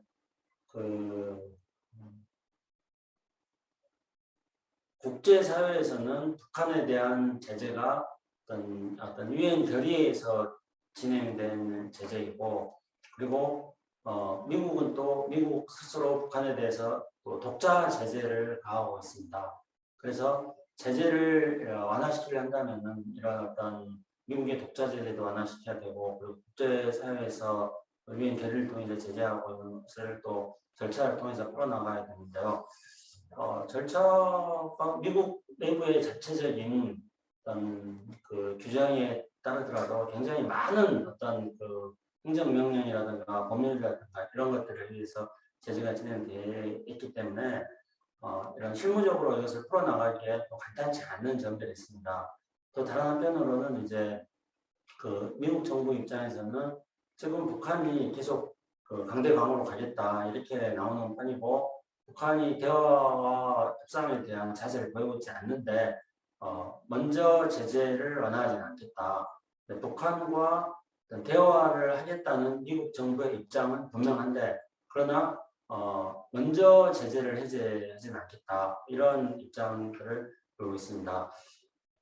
근데 이제 제재가 이제 북한에 대한 제재도 오랫동안 진행되고 있고, 국제사회에서도 이제 여러 가지 유형의 제재들이 존재하고 있습니다. 그래서 이제 제재가 과연 효과적인 건가 하는 거에 대해서는 이제 작년부터 굉장히 이제 학계를 중심으로 많은 논의가 진행되고 있고, 작년에도 이제 미국의 그 포레인 어페어즈라는 그 저널에서도 이제 제재가 소기의 목적을 달성하고 있지 못한다는 그런 이제 논문이 이제 발표되기도 했습니다. 그러니까 우리가 유엔 제재라든가 이런 것들을 보면은 제재가 평화적 대화를 목적으로 해서 제재를 하는 건데, 제재를 하면 할수록 또 그 제재와 대결의 악순환 구도에 빠지기 때문에 평화적 대화를 유도해내는 데는 제재의 한계가 있다, 이렇게 지적하는 학자들도 많이 있습니다. 근데 이런 것들은 이제 언론적인 상황이고요. 그 현실적으로는 이제 그 북한의 코로나 상황도 매우 심각하기 때문에 이게 우리가 앞에 말씀드렸던 복잡한 그 제재를 풀 수 있는 여러 가지 복잡한 상황 속에서 지혜로운 길을 찾을 수도 있는데, 그나마 그 지혜로운 길을 찾지 못하게 하는 것은 코로나 상황입니다. 그러니까 이제 우리가 한번 가정을 해보는데, 지금 오미크론은 굉장히 전파력이 빠르지 않습니까? 지금 우리나라도 초반에 이제 방역을 굉장히 잘한 나라로 그 세계인들의 칭송을 받았습니다만은, 지금 이제 오미크론이 20만 가까운 오미크론 확진자들이 생기고 있습니다. 물론 오미크론 확진자들의 증상은 그냥 걸린지도 안 걸린지도 모른다는 사람들이 대부분이긴 합니다. 그리고 우리나라는 대한민국은 90% 2차 접종을 완료한 게 한 86%가 넘었고, 세계에 한 3위 정도 되고, 싱가포르라든가 도시국가 다음으로 우리나라가 2차 접종률이 높고, 3차 접종률도 지금 제가 통계가 정확하게 기억 안 나지만 65% 정도가 3차 접종을 완료를 했습니다. 그런 상황에서도 이제 오미크론이 이렇게 지금 감염이 확산되고 있습니다. 물론 이제 3월 중순에 그 정점을 찍은 다음에 그 다음부터는 이제 하강할 거다. 우리가 백신을 많이 접종했기 때문에 상대적으로 오미크론의 그 전파 속도가 느리다, 이제 이렇게 분석하기도 합니다. 근데 북한은 백신도 전혀 맞지 않았고, 또 북한 주민들은 면역력에 취약합니다. 그런 상태에서 만약에 북한에 오미크론이 들어간다면은 북한은 걷잡을 수 없는 그런 상황으로 빠져들게 될 거라고 쉽게 정해볼 수 있습니다. 그래서 북한은 과거에 무슨 14세기, 15세기 이럴 때 유럽의 패스트가 유행했던 그런 시절에 도시봉쇄를 하는 유럽의 도시국가들이 도시봉쇄를 하는 것보다도 훨씬 더 강력하게, 훨씬 더 많은 지역을, 훨씬 더 장기간 봉쇄, 전 국가를 완전하게 장기간 2년 넘게 지금 봉쇄를 하고 있습니다. 그래서 당분간은 이런 봉쇄를 안 풀 거라고 생각합니다. 그래서 이제 여러 가지 제가 저도 제가 평통 사무처장으로 부임하기 바로 직전까지 청와대에서 통일비서관을 했습니다. 그래서 북한하고 여러 가지 코로나 상황을 고려해서 해볼 수 있는 여러 가지 아이디어도 생각하고 있지만은 결국은 코로나의 장벽을 넘지 못했습니다. 제가 말씀드릴 수 있는 것은 전 세계에서 코로나가 완전히 종식되고 나서 1년쯤 더 지나고 나야지 북한은 문을 열 거라고 생각합니다. 그래서 작년 올해 1월 17일에 있었던 그 북중 간의 철도 연결은 그거는 이제 2월 16일 그 김정일 80회 생일, 4월 15일 김일성 110회 생일을 앞두고 북한이 필요로 한 필수 물자들을 온포인트로 받아들였다 이렇게 보는 거지 뭐 북중 간에 철도를 열었다 이렇게 볼 수는 없습니다. 그렇기 때문에 전 세계에서 코로나가 완전히 종식되고 그러고 나서 또 북한은 가장 마지막으로 문을 열 거다. 그리고 1년이 더 걸릴 수도 있습니다. 그렇기 때문에 지금 이제 제재가 어떻게 그 제재의 순위에서 또 제재를 우리가 절차를 밟아가지고 완화를 시키거나 또는 제재에 해당되지 않는 것도 있습니다. 그래서 그런 것들을 해서 남북 대화에 물꼬를 트고 그걸 바탕으로 해서 신뢰를 구축하고 그걸 바탕으로 해서 비핵화로 나갈 수 있는 대화를 할 것인가 하는 것을 시도해 보기도 어려운 상황입니다. 그래서 코로나 상황이 지금 코로나 상황 아니라면 앞에 말씀드린 그런 방식으로 제재에 해당되지 않는 것들부터 한다거나 또는 지혜롭게 접근할 수 있는 방법을 찾아서 북한하고 대화도 하고 교류도 해볼 수도 있지만 현재 현재 코로나 상황에서는 제재와 무관하게 북한하고 뭘 하기가 어려운 그런 상황이라는 점도 함께 고려를 한다고 봅니다. 그렇다면 이제 이 소리가 대안으로 생각할 수 있는 단기간 대안은 조금 쉽지 않을 수 있습니다. 그래서 중기적으로는 북한도 코로나에 대해서는 심각하게 지금 쉽게 말해서 그냥 설레설레 고개를 흔들 정도로 지금 고통스러운 나날을 보내고 있지 않겠습니까? 우리도 마찬가지, 전 세계가 마찬가지인데, 근데 바이러스는 또 일정한 주기를 가지고 새로운 바이러스들이 지금 나타나고 있기 때문에 그래서 아까 제가 유능한 안보라고 말씀드렸을 때 그 보건 안보 이것도 매우 중요한 안보가 되는 겁니다. 이런 글로벌한 이 팬데믹을 우리가 이렇게 인류가 이렇게 겪어본 적이 있습니다. 이렇게 황금이라고 이렇게 파괴력이 큰 팬데믹을 인류가 처음으로 겪었기 때문에 팬데믹이 끝나면은 인류는 전혀 다른 세계를 이제 우리가 구상해야 되는 거라고 저는 생각합니다.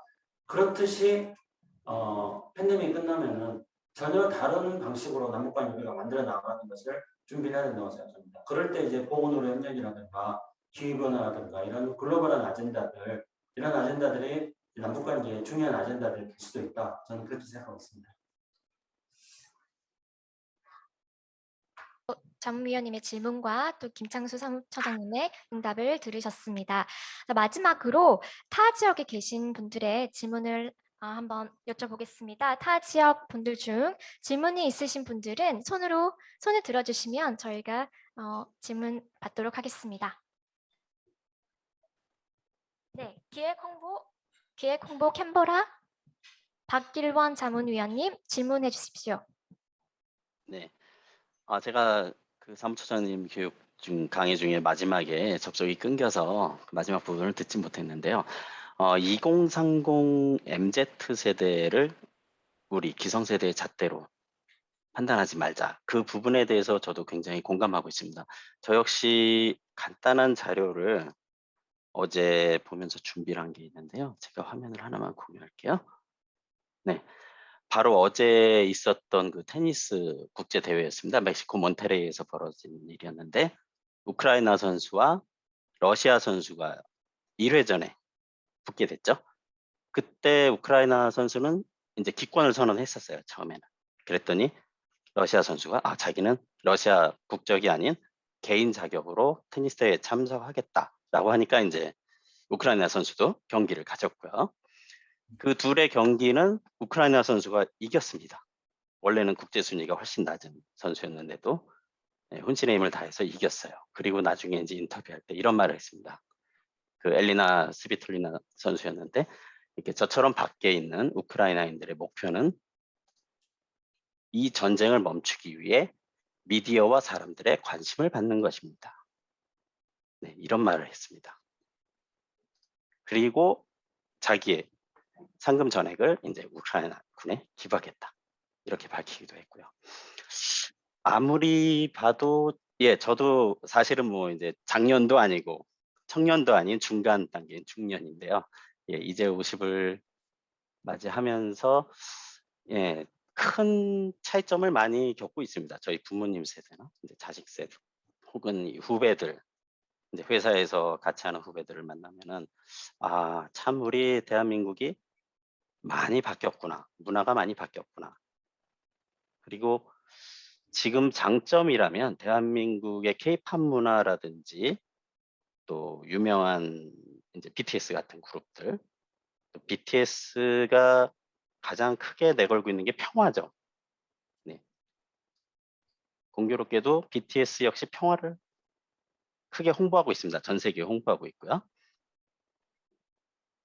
근데 뭐 이렇게 지금 두서없이 제가 질문을 드리고 설명을 드리고 있는데 사실 우리가 전 세계에 어떤 것을 보여주고 또 세계인이 대한민국에 관심을 갖게 된다면 바로 그게 평화를 유지하는 방법이 아닐까 하는 생각이 들어서 혹시 이런 쪽으로 관련된 어떤 사업을 추진하고 있는 것이 있는지 그거를 여쭤보고 싶습니다. 네. 저도 어제 저 뉴스를 들었습니다. 그래서 가슴 뭉클하고 그랬는데 역시 이제 앞에 제가 시작할 때 말씀드렸던 것처럼 저 사례를 보면서도 평화의 소중함이 더 절실해졌고 또 저 뉴스를 접하는 지구촌의 세계 시민들이 평화에 대해서 더 절절하게 느꼈을 거다 그렇게 생각합니다. 그리고 이제 그 보여주기 위해서 관심 받기 위해서 했다. 아주 그 젊은 세대들의 솔직한 저는 이렇게 우리 박기란 의원님 저는 보기에는 50대로 보이죠. 뭐 생긴 건 50대지만은 생각은 50대 아니라는 그런 이야기도 되게 많이 듣습니다. 이제 보여주기 위해서 했다 이런 말들을 사실 잘 못하거든요. 근데 이제 저런 당당함들이 젊은 세대한테 있는 거죠. 그래서 인류 역사를 보면은 소크라테스 시대 때도 요즘 것들은 문제가 있어 그런 말 있었고 폼페이 유적에서도 요즘 것들은 문제가 있어 이런 게 발견됐다는 말이 있을 정도로 항상 당연히 30년 이상의 30년의 세대 차이에 있어서 아무 차이가 없다는 건 말이 안 된다고 생각합니다. 대한민국의 청년층들은 우리가 OECD에 가입한 게 90년대에 이럴 겁니다. 그래서 제가 늘 이런 이야기를 합니다. 저는 일단 겉으로 한번 보십시오. 아무리 제가 마음이 젊게 사는 척 한다 하더라도 겉은 속일 수 없는 거 아니겠습니까? 그래서 저는 대한민국이 후진국에 있을 때 태어났습니다.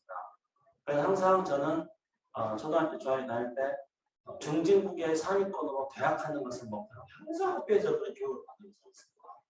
그리고 외국, 선진국 외국어 하면 항상 입을 버리고 입 탁 버리고 그렇게 살았습니다.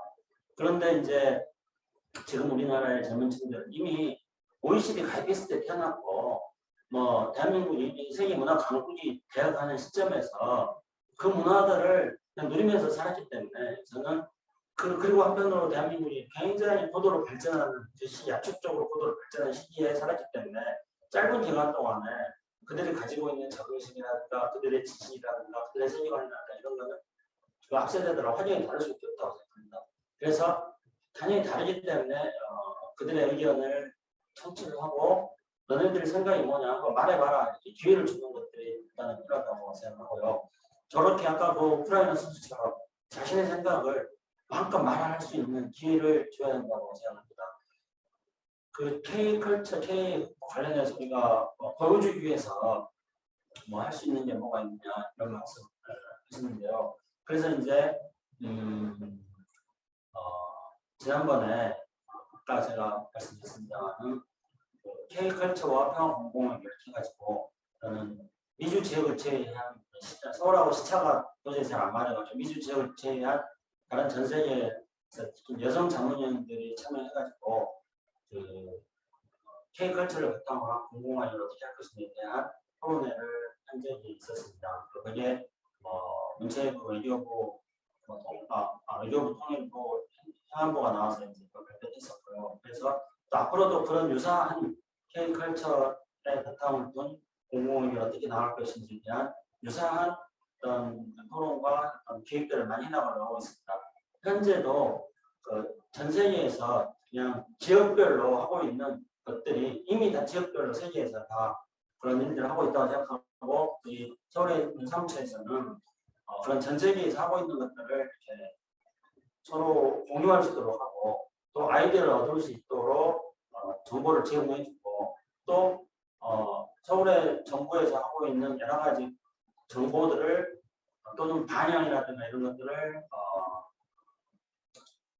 각제 협의회에 제공해주고요. 또 다른 정부 부처들과 협의를 해가지고 우리 이제 많은 정부 기관들이 있기 때문에 그래서 그 다른 정부 부처에서 하는 해외에서 하는 여러 가지 행사들이 있을 때 평통 지역 협의하고 연계해서 할 수 있는 이런 방안들도 이제 협의를 하고 있고요. 어쨌든 그런 이제 방향으로 조금 더 역점적으로 노력을 해 나가 있습니다. 기론 자문위원님의 질문과 또 김상수 사무처장님의 답변 다시 한번 감사드립니다. 네, 이로써 질의응답과 평화통일정책 강연회를 끝맺겠습니다. 이대로 김창수 사무처장님을 보내기는 좀 너무 아쉽습니다. 마지막으로 이 장내에 계신 자문위원님들과 또 온라인으로 참석하고 계시는 자문위원님들께 마지막 인사 말씀 부탁드립니다. 이제 민주평통이 우리가 출범식을 할 때도 정말 그 행사장에 가보니까 그 초대형 스크린에서 전 세계 국내외 합쳐가지고 273개 지역에서 만여 명에 가까운 분들이 접속을 해서 출범회의를 했습니다. 그런데 그 화상의 크기는 스크린의 크기가 가로 크기가 40m였습니다. 40m 뭐 왔다 갔다만 하면은 100m 달리기 한 그런 정도의 크기인 거죠.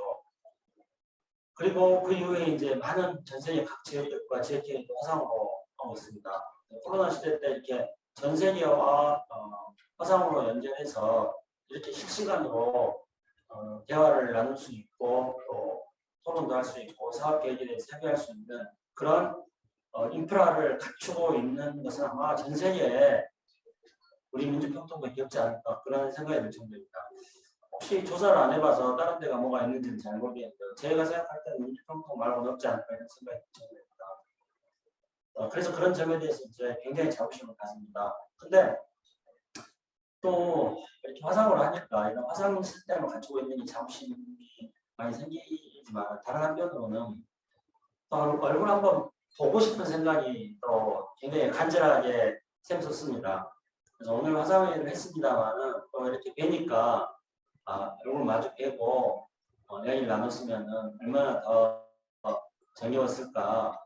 그리고 제가 보기는 50대 같아도 마음은 그렇지 않다고 썰렁한 이야기를 했을 때 현장에서는 훨씬 더 생생하게 전달돼가지고 저를 썰렁한 사람이라 생각하지 않고 너무 재밌는 사람이다 이렇게 판단하게 하실 기회가 있었는데 현장이 아니니까 그런 전달이 잘 안 돼가지고 너무 안타깝고요.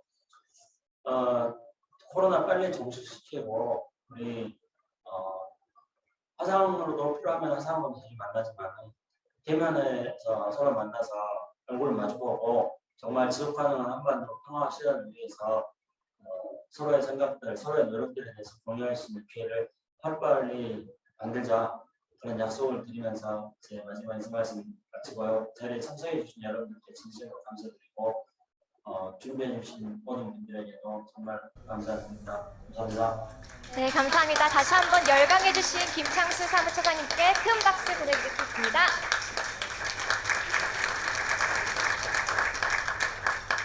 네, 다음은 만찬과 함께 한우리 사물놀이 공연이 있겠습니다. 한우리 사물놀이는 저희 호주협의회 김드브로아 간사가 주축이 되어서 4자매가 열연하고 있다고 합니다. 2014년부터 매년 광복절 행사마다 시티 길거리에서 사물패 놀이 공연, 풍물 버스킹을 하고 있으며 호주 시민들에게 광복절의 의미를 알리고 있습니다. 첫 공연으로 김 로이스 양의 홀로 아리랑을 듣고 네 자매의 신명나는 사물놀이 공연이 있겠습니다. 박수로 맞이해 주시면 감사하겠습니다.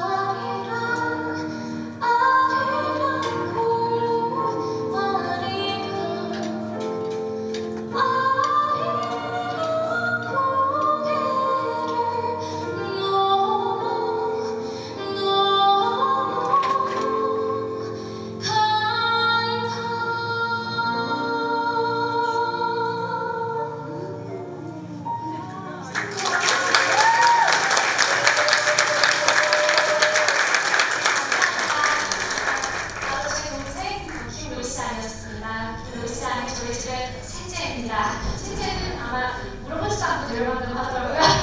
굉장히 끼가 많은 동생입니다. 저희 준비하는 동안에 잠시 저희 소개해드리겠습니다. 저희는 하늘의 산을 노래 TV고요. 저희는 매년 광복절마다 시드니 거리에 길거리 사물놀이 공연을 올리면서 호주 시민들께 광복절을 알리고 또 사물놀이를 통해서 세계 평화를 외치는 그런 작은 팀입니다. 저희가 호주 시민분들께 항상 같이 하는 게 있는데요.